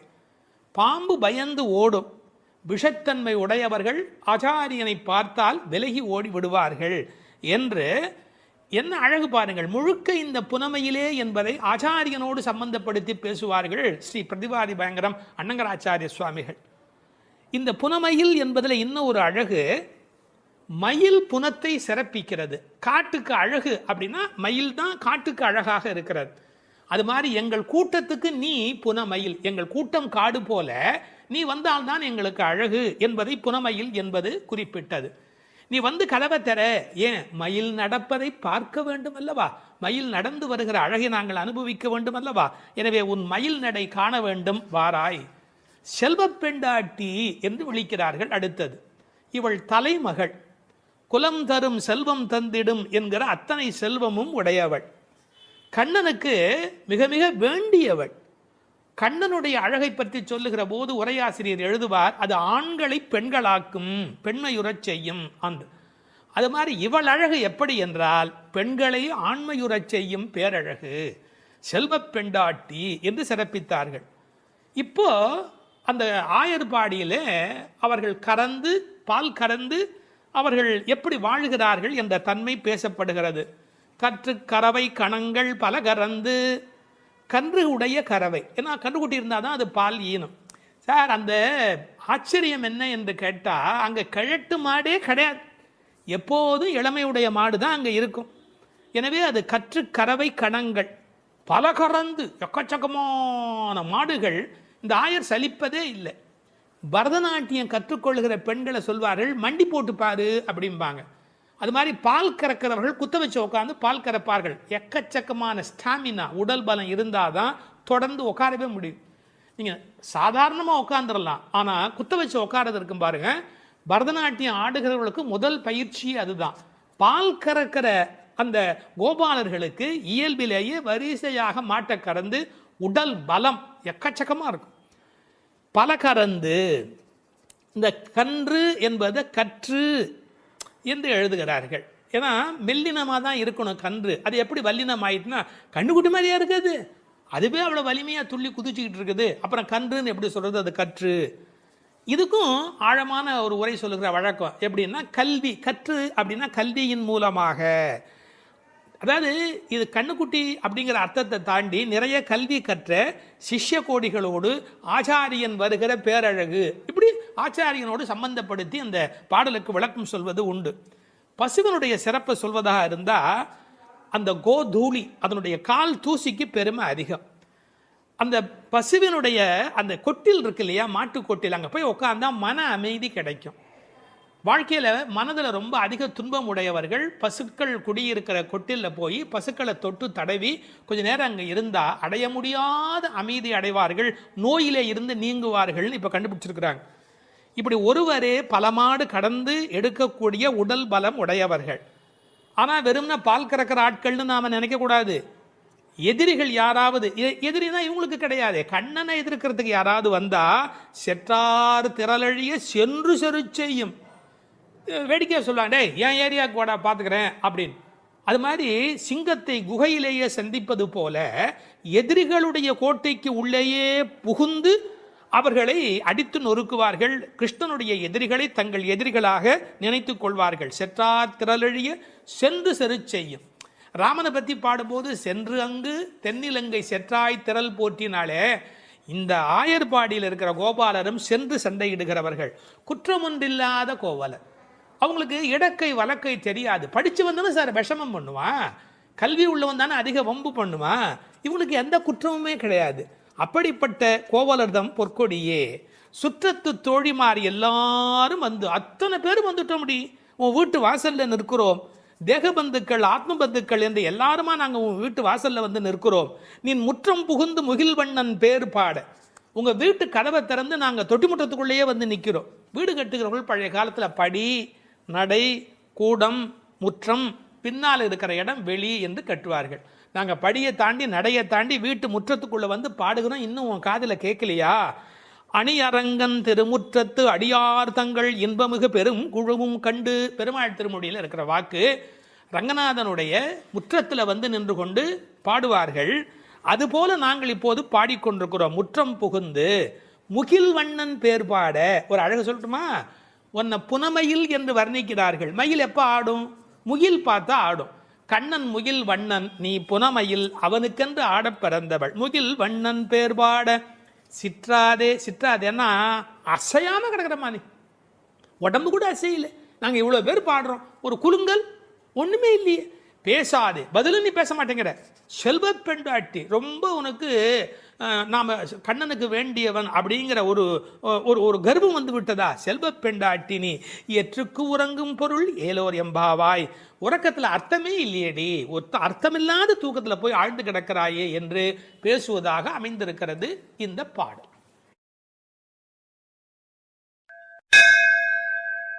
12ஆம் பாடல். கனைத்திளம் கற்றெருமை கன்றுக்கு இறங்கி நினைத்து முலை வழியே நின்று பால் சோர நனைத்தில்லம் சேராக்கும் நற்செல்வன் தங்காய் பனித்தலை வீழனின் வாசல் கடை பற்றி சினத்தினால் தென்னிலங்கை கோமானை செற்ற மனத்துக்கு இனியானை பாடவும் நீ வாய் திறவாய். இனித்தான் எழுந்திராய் ஈதன்ன பேருறக்கம் அனைத்தில்லத்தாரும் அறிந்தேலோர் எம்பாவாய். இதனுடைய பொருள், கன்றை பிரிந்த எருமை தன் கன்றை நினைத்து கனைத்து அந்த நினைப்பால் தனது காம்புகளிலிருந்து விடாது பால் பொழிவதால் வீடெல்லாம் பால் வெள்ளமிட்டு சேராகி கிடக்கின்ற வீட்டின் தலைவனான பெரும் செல்வத்தை பெற்றிருப்பவனது தங்கையே. முன்பு பெரும் கோபத்தால் தென்னிலங்கை மன்னனான ராவணனை அழித்து ஒழித்த மனத்திற்கு இனியவனான ராமபிரானை புகழ்ந்து மார்கழி மாத பனி தலையில் விழுந்து கொண்டிருக்க நாங்கள் உன் வீட்டு வாசலில் கீர்த்தனம் செய்வதை கேட்டும் நீ உறங்கலாமா? கதவை திற. பொழுது விடிந்து இன்னும் நீ உறங்குவது எல்லா வீட்டாருக்கும் தெரிந்து விட்டது. இனியாவது எழுந்திரு. என்ன இது பெரிய உறக்கம் என்கிறார்கள். இந்த பாடலில் எழுப்பப்படுகிறவள் கண்ணபெருமானுடைய நெருங்கிய நண்பனுடைய தங்கை. அவளை எழுப்புகிற போது நற்செல்வன் தங்காய் என்று அவர்கள் அன்போடு அழைக்கிறார்கள். சூழலை முதலில் வர்ணிக்கிறார்கள். ஒரு எருமை அவிழ்த்து விட்ட பிறகும் பால் கறவாமல் விட்டுவிட்டதால் தன் கன்றை நினைத்து அது பால் பொழிகிறது. அதனால் வீடு சேராகிறது. கனைத்திளம் கற்று எருமை கன்றுக்கு இறங்கி நினைத்து முலைவழியே நின்று பால் சோர என்று பாடலிலே வருகிறது. பக்தி இலக்கியங்களுடைய அடிப்படை நாதமே அன்புதான் பிரமாதம். உண்மையிலேயே வாழ்க்கை ஒரு அறிவுபூர்வமான ஏற்பாடு அல்ல, அது அன்பு பூர்வமான ஒரு ஏற்பாடு. ஒரு எருமையே இப்படி இருக்குமானால் இறைமை என்ற இறை தத்துவத்தில் ஈடுபட்டவர்கள் எவ்வளவு இரக்கத்தோடு இருக்க வேண்டிய கடமை உடையவர்கள். எருமை மாடு கன்றுக்கு இறங்கி பால் சொரிவதை கவிச்சக்கரவர்த்தி கம்பன் பாடிக்காட்டி இருக்கிறார். எருமைகள் பால் பொழிய அன்னக்குஞ்சுகள் அந்த பாலை அருந்தி மகிழ்ந்தன என்று ஒரு கற்பனையிலே பாடுகிறார். சேல் உண்ட ஒன்கணாரின் திரிகின்ற செங்கால் அன்னம் மால் உண்ட நளினப்பள்ளி வளர்த்திய மழலை பிள்ளை கால் உண்ட சேற்று மேது கன்று உள்ளி கனைப்பச் சோர்ந்த பால் உண்டு துயில பச்சை தேரை தாலாட்டும் பண்ணை என்று எழுதுகிறார். நாட்டு வளத்தை எழுதுகிற போது தாமரைப்பூவில் உறங்கிக் கொண்டிருக்கிற அன்னக்குஞ்சுகளுக்கு எருமை மாடு தன்னுடைய கன்றை நினைத்து சொரிந்த பால் அவைகளுக்கு கிடைத்தன என்று கோசல நாட்டு வளத்தை பாடுகிற போது குறிப்பிடுகிறார். உண்மையிலேயே இந்த எருமைகள் இப்படி பால் கறக்கும் என்கிற தன்மையினை வேறு ஒரு வகையில் சங்க இலக்கியத்தில் ஒரு புலவர் பாடிக்காட்டி இருக்கிறார். வெள்ளி வீதியார் என்ற ஒரு புலவர். அவர் வேறு ஒரு கோணத்தில் சொல்லுகிறார். காமத்தை பற்றி பாடுகிற போது தலைவன் வந்து எங்களை அனுபவிக்கவில்லை, எங்கள் இளமையோ வீணாகிறது, எங்களுக்கும் பயனில்லை அவனுக்கும் பயனில்லை, உடம்பில் பசலை நோய் வந்து துன்பப்படுகிறேன் என்று எழுதுகிறார். கன்றும் உண்ணாது கலத்தினும் படாது நல் ஆண் தீம்பால் நிலத்து உக்காங்கு. அவர் பசு என்று எழுதுகிறார். இது சங்க இலக்கிய பாடல். ஆண்டாள் சங்க இலக்கியங்களை படித்தவள் என்பதற்கு இது ஒரு அடையாளம். கன்றும் உண்ணாது கலத்தினும் படாது நல்லான் தீம்பால் நிலத்து உக்காங்கு எனக்கும் ஆகாது என்னைக்கும் உதவாது பசலை உணியர் வேண்டும் என்று குறுந்தொகையிலே வெள்ளி வீதியார் என்ற புலவர் எழுதி காட்டியிருக்கிறார். இன்னொரு கோணத்திலே பார்க்கிற போது வியாக்கியானம் பண்ணினவர்கள் எருமை மாடு கன்றை நினைத்து படுகிற பாட்டை சொல்லிவிட்டு எருமைகள் கரவாவிட்டால் படும் பாடு இந்த பெண்கள் கோபியர் சொல்லுகிறார்களா என்ன, அனைவரும் எருமை படுகிற பாட்டை நாங்கள் அல்லவா உன்னாலே படுகிறோம் என்று கண்ணனுக்கு புரிய வைக்கிறார்களாம். எனவே கனைத்திளம் கற்றெருமை கன்றுக்கு இறங்கி நினைத்து முலைவழியே நின்று பால் சோர. சென்ற பாடலிலே பால் கறப்பதை பற்றிய குறிப்பு வந்தது. கற்றுக்கறவை கணங்கள் பல கறந்து என்று வரும். இந்த பாடலிலே பால் கறவாமையை பற்றிய குறிப்பு வந்தது. அப்படியானால் எது உண்மை? இப்படி எடுத்துக்கொள்ள வேணும். பக்தி யோகத்தில் ஈடுபட்டிருக்கிற தன்மையினை இந்த பாடலும், கர்மயோகத்தில் ஈடுபட்டிருக்கிறவர்களை பற்றிய குறிப்பை அந்த பாடலிலும் ஆண்டாள் குறிப்பிடுகிறாள் என்று பொருள் கொள்ள வேண்டும். நற்செல்வன் தங்காய், சிறந்த செல்வமுடையவனுடைய தங்கையே. அவன் எப்படி நற்செல்வனாக இருக்கிறான்? கண்ணனுடைய மிக நெருங்கிய நண்பன் ஒருவன்.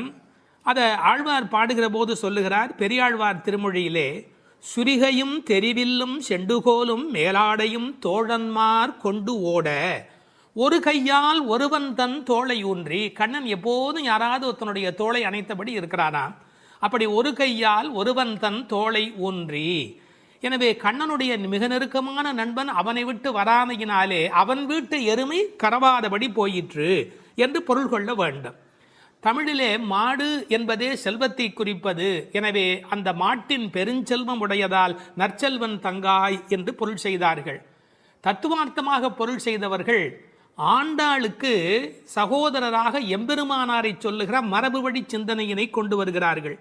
பெரியாழ்வார் பெற்றெடுத்த பெண் பிள்ளை வாழியே, பெரும் புதூர் மாமுனிக்கு பின்னானாய் வாழியே என்று ராமானுஜருக்கு தங்கையாக ஆண்டாள் பேசப்படுகிறாளே.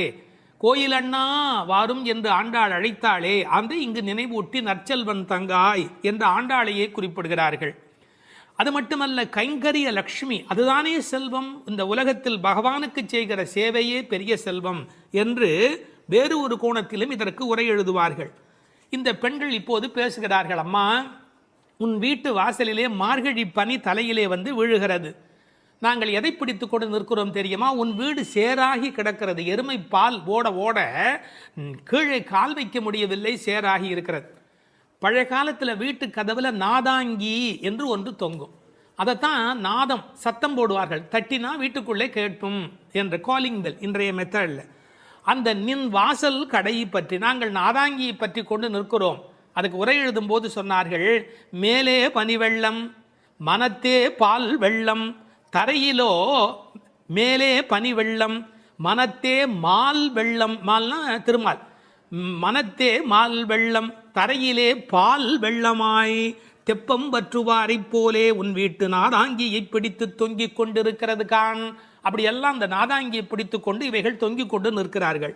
சினத்தினால் தென்னிலங்கை கோமானை செற்ற மனத்துக்கு இனியானி பாடமும் நீ வாய் திறவாய். அளவு கடந்த அநியாயம் செய்து விட்டான் ராவணன். என்ன, சீத்தையை ராமனால் பிரிய முடியாது. பிராட்டியையும் பெருமாளையும் பிரிக்கக்கூடாது. அந்த பாவத்தை செய்தமையினால் கோபப்பட்டு சினத்தினால் தென்னிலங்கை கோமான் ராவணனை செற்ற அழித்த மனத்துக்கு இனியானை பாடவும் நீ வாய் திறவாய். ராமன் மனத்துக்கு இனியவன் என யாருக்கும் எந்த நோவும் வரக்கூடாது என்று எண்ணுவது ராமனுடைய பண்பாடு. எப்படி என்று குகனை போன்ற அன்பர்கள் வருகிறார்கள். இவன் தாழ்ந்தவன் என்று நினைக்கல, ஏழை ஏதலன் கீழ்மகன் என்னாது அவனோடு அன்பு பாராட்டுகிறார். கிளிக்கு யாருடைய பெயர் வைப்பது என்று கேட்கிறாள். கைகேயி அம்மாவுடைய பெயரை வை என்று சொல்லுகிறார். இப்படி எல்லோருக்கும் மனத்துக்கு இனியனாயிருந்த அழகை வைமு கோபாலகிருஷ்ணமாச்சாரியார் உரையிலே ராமாயண பாடல்ல இருந்தே பல குறிப்பு சொல்லுகிறார். மனத்துக்கினியானே என்ற தொடர்க்கு நட்பினர் நொதுமலாளர் பகைவர் ஆகிய மூவகையர் மனத்துக்கும் இனியவன் என்று பொருள் கொள்ளலாம். குகன விடுங்கள். அடுத்தாற் போல வாலிக்கும் ராவணனுக்கும் கூட இனியனாயிருந்தான் என்றோ.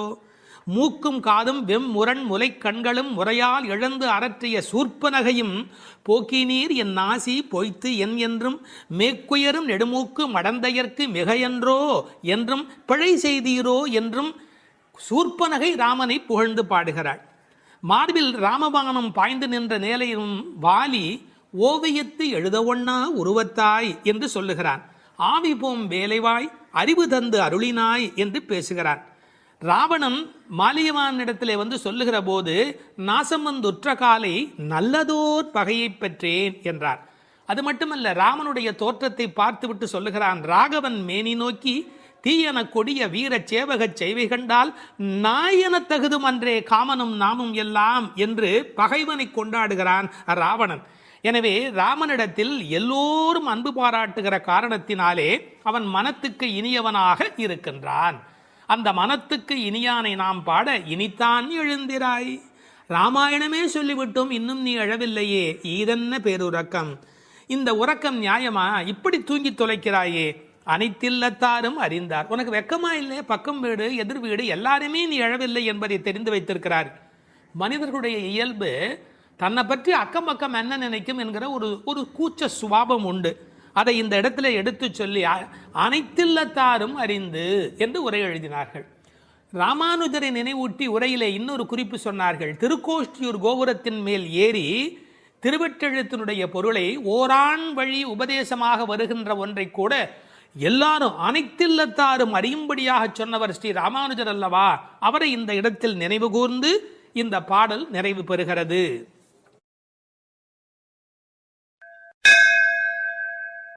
திருப்பாவை 10ஆம் பாடல்.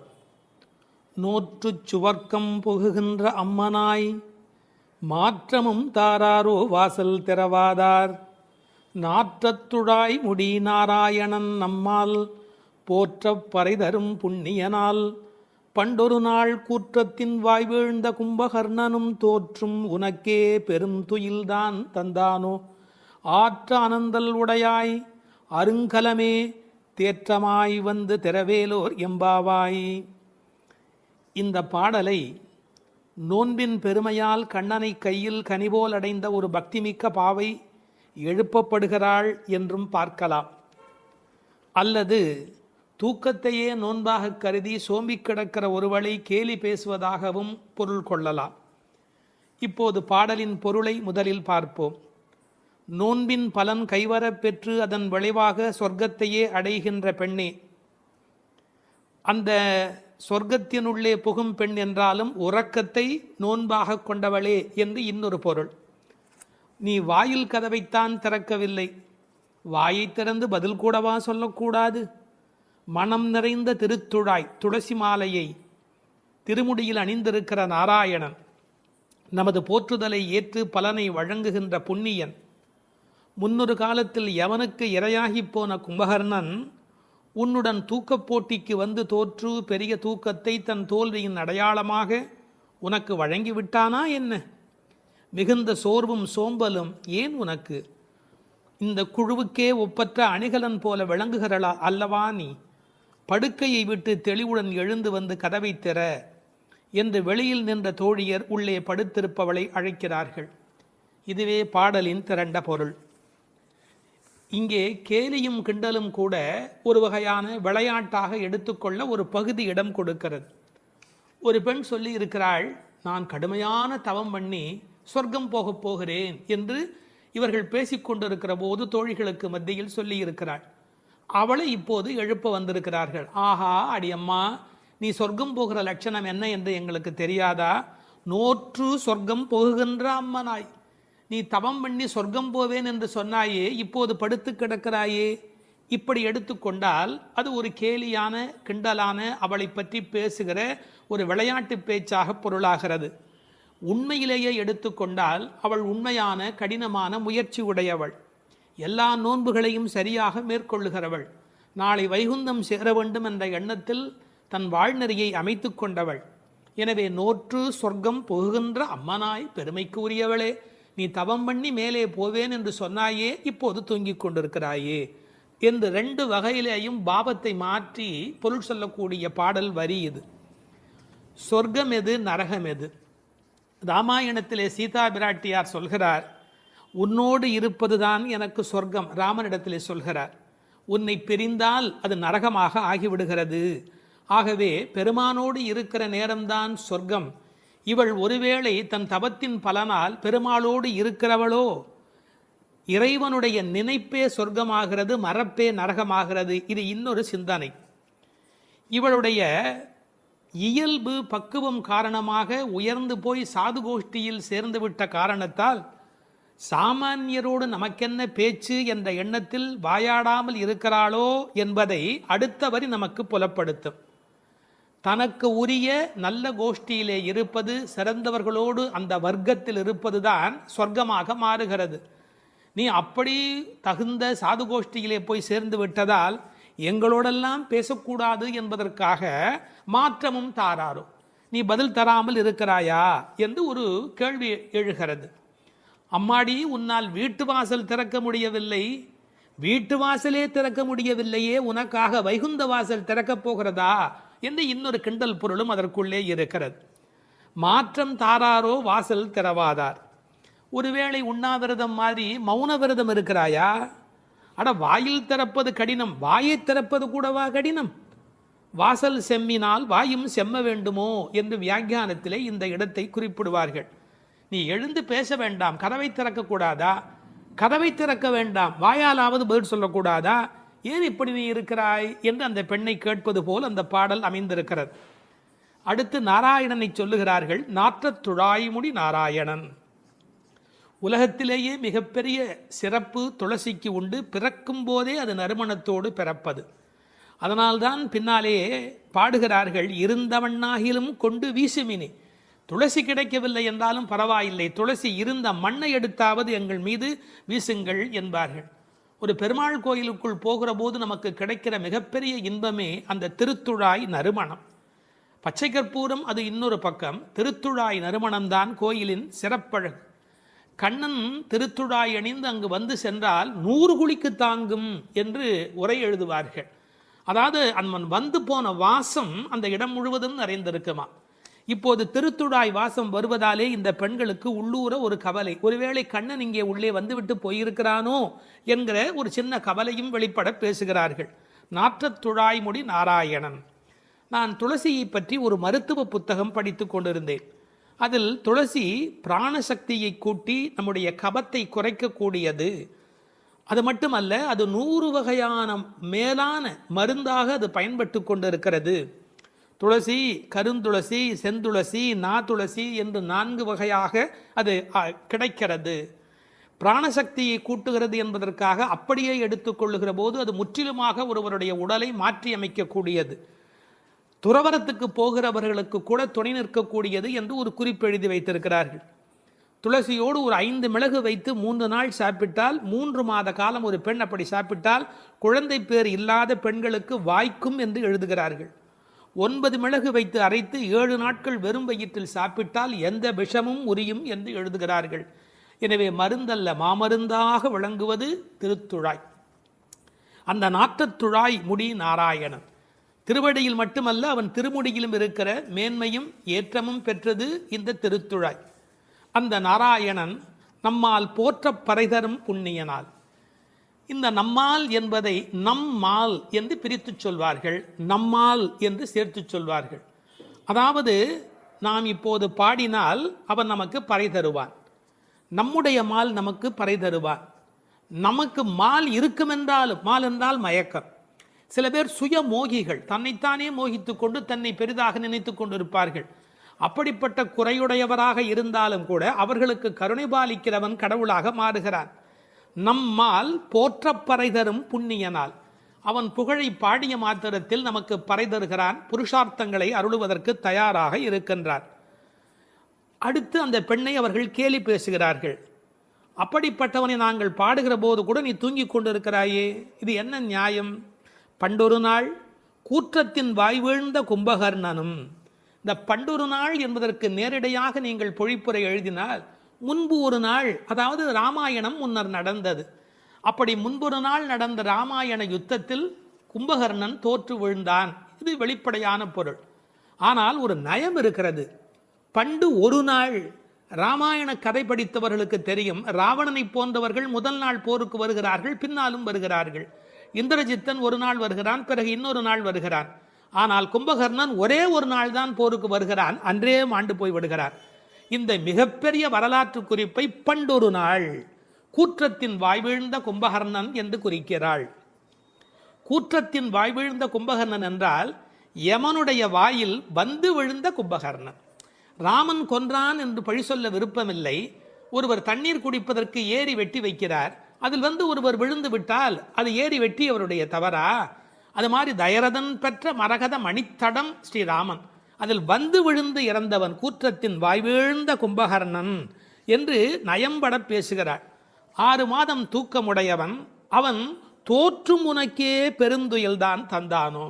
தோற்றவர்கள் வெற்றி பெற்றவர்களுக்கு ஒரு பரிசு தர வேண்டும்.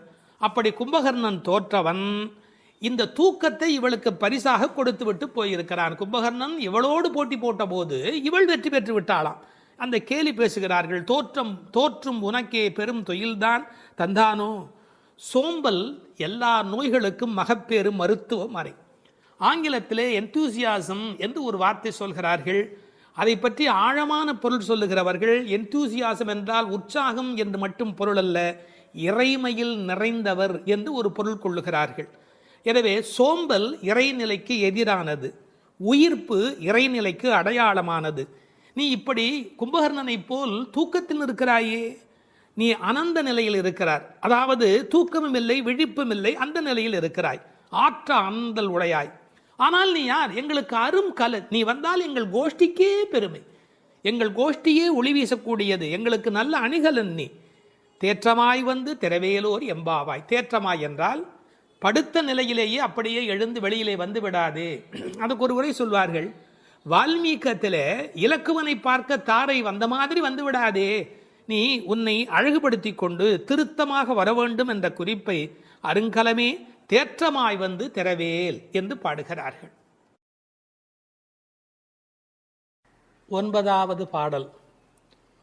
தூமணி மாடத்து சுற்றும் விளக்கெரிய தூபம் கமழ துயிலணை மேல் கண் வளரும் மாமன் மகளே, மணிக்கதவும் தாழ்த்திரவாய் மாமீர் அவளை எழுப்பீரோ, உன்மகள்தான் ஊமையோ அன்றிச் செவிடோ அனந்தலோ ஏமப் பெருந்துயில் மந்திரப்பட்டாளோ, மாமாயன் மாதவன் வைகுந்தன் என்றென்று நாமும் பலவும் நவின்றேலோர் எம்பாவாய். அப்பழுக்கற்ற தூய்மையான பரிசுத்தமான மாட மாளிகைகளைச் சுற்றிலும் 4 பக்கங்களிலும் விளக்குகள் ஒளிவிட்டு பிரகாசித்து எரிந்து கொண்டிருக்கவும், அம்மாளிகையைச் சுற்றிலும் அகில் சந்தனம் போன்ற வாசனைப் பொருள்களின் நறுமணம் எங்கும் கமழவும், நல்ல பஞ்சடைத்த மெத்தையில் கண்ணுறக்கம் கொள்ளும் எங்கள் மாமன் மகளே, மாணிக்கங்கள் பதிக்கப் பெற்ற உன் வீட்டு கதவின் தாழ்பாளை திறக்க மாட்டாயா?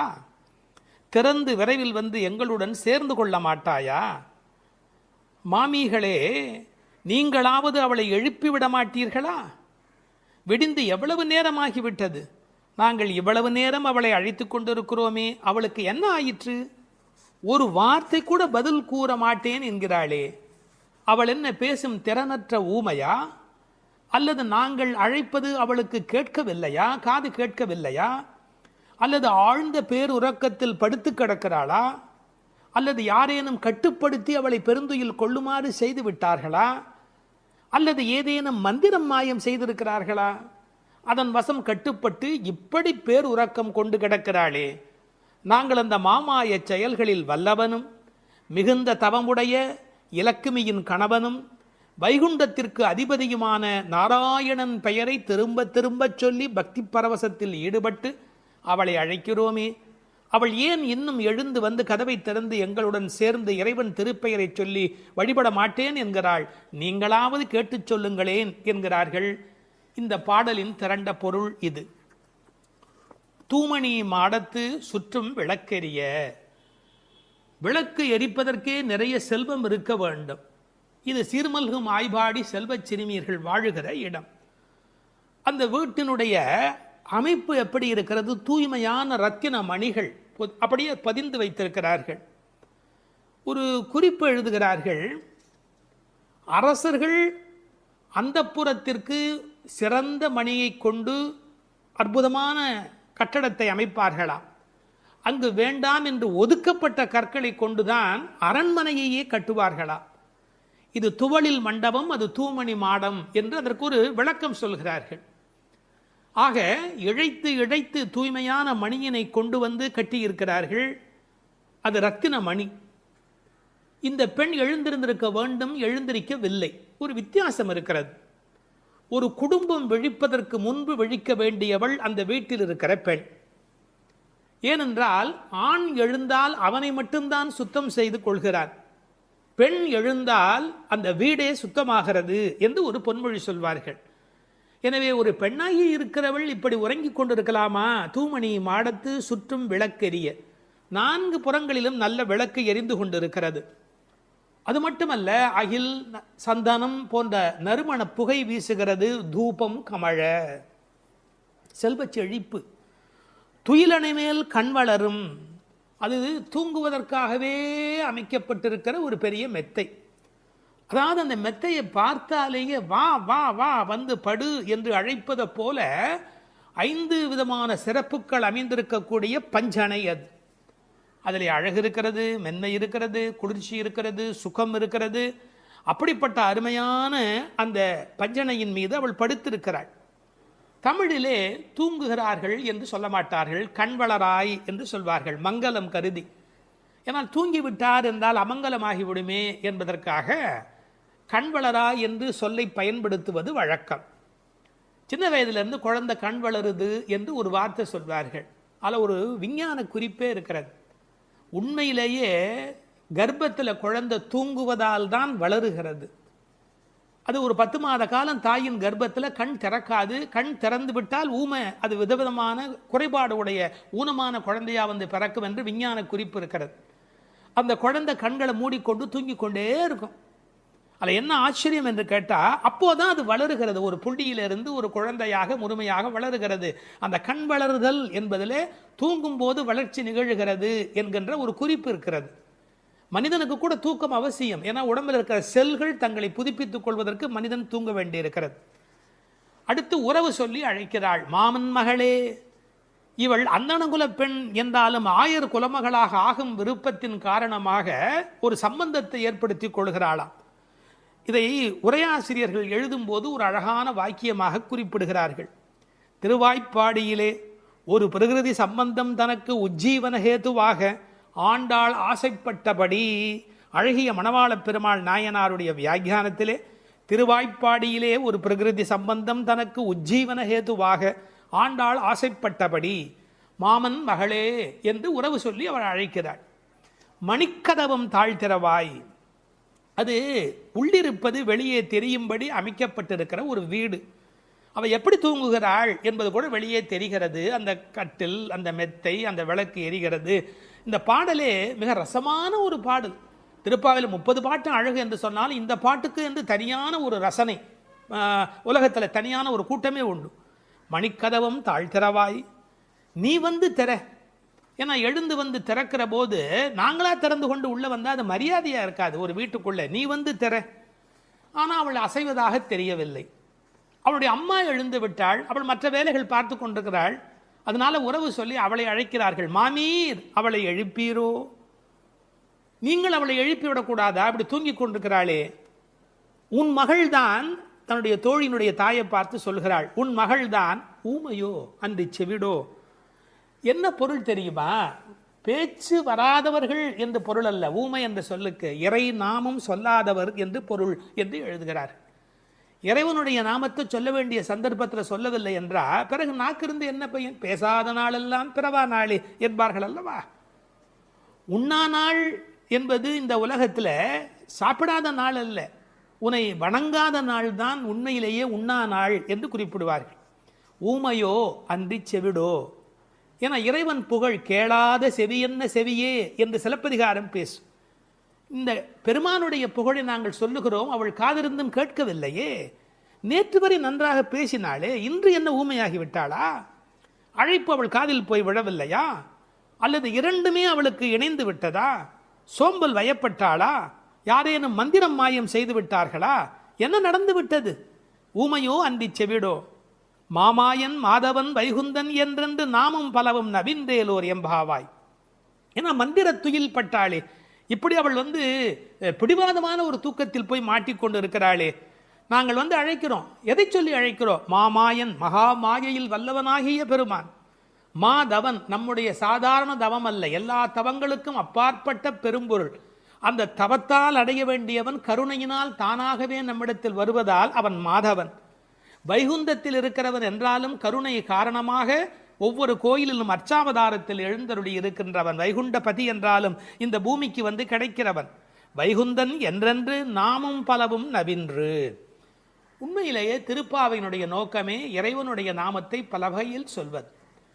இறைவனுடைய நாமத்துக்கு மிகுந்த சக்தி அதிகம். கட்டிப்பொன் போலே அவன், பணிப்பொன் போலே திருநாமம் என்று உரை எழுதுவார்கள். அதாவது தங்கத்தில் ஒரு பெரிய கட்டி இருந்தால் கூட அதை வைத்துக்கொண்டு என்ன பண்ணுவது? ஆனால் பணிக்கப்பட்ட பொன், வளைக்கப்பட்ட பொன்னாக இருந்தால் அது பல சமயத்தில் ஆபத்துக்கு உதவும். ஒரு மோதிரமாக இருந்தால் அடகு கடையில் வைத்து கூட ஒரு ஆபத்திலேருந்து வெளியில் வரலாம். இறைவன் வைகுந்தத்திலே இருக்கிறான் என்று சொன்னால் கட்டிப்பொன் போலே, ஆனால் பணிப்பொன் போலே அவனுடைய திருநாமம், நாமம் பலவும். இன்னும் கூட நிறைய விளக்கங்கள் சொல்வார்கள். இறைவனுடைய நாமம் இறைவனை விட செல்வாக்கு உடையது என்று. ஒரு வங்கிக்கு போகிறோம், செக்கில் கையெழுத்து போட்டு கொடுத்தா நம்ம கையெழுத்துக்கு தான் அதிக பலம் இருக்குமே ஒழிய, நாமே போய் நின்று கொண்டு பணம் கொடுன்னு கேட்டால் கூட கொடுக்கறதுக்கு யோசிப்பா. எப்படி கொடுப்பார்கள்? கையெழுத்துக்கு அவ்வளோ பெரிய சக்தி இருக்கிறது. அதுபோல் நாமும் இறைவனை காட்டிலும் வலிமை உடையது என்று ஒரு குறிப்பு சொல்வார்கள். ஒரு சின்ன வரலாறு. காஞ்சி மகா சுவாமிகள் உடல்நலக் குறைவு மாதிரி ஜுரத்தில் இருக்கிறார்கள். மருத்துவர் வர சொன்னார்கள். அவர் உடனே மருந்தெல்லாம் கொடுக்க வேண்டி இருக்குமோ என்ற எண்ணத்தில் அவர் வந்தார். உன்னை யார் இப்படிலாம் வர சொன்னா? நீ உட்கார், நான் இப்போ என்னுடைய டெம்பரேச்சர் எடுத்துக்கோ, விஷ்ணு சஹஸ்ரநாமம் சொல்ல போகிறேன், சொல்லி முடிச்சதுக்கப்புறம் டெம்பரேச்சர் எப்படி இருக்கு பார் அப்படின்னு சொல்லிட்டு விஷ்ணு சஹஸ்ரநாமம் சொல்லுவதற்கு முன்பு ஜுரம் இருந்தது. சொல்லி முடித்த பிறகு ஜுரம் இல்லவே இல்லை. உன்னை எதுக்கு தெரியுமா கூப்பிட்டேன்? மருந்து கொடுத்து தான் இதை காப்பாற்றணுங்கிறது இல்லை. விஷ்ணு சஹஸ்ரநாமம் சொன்னாலேயே ஜுரம் போயிடும்னு தெரிஞ்சுக்கோ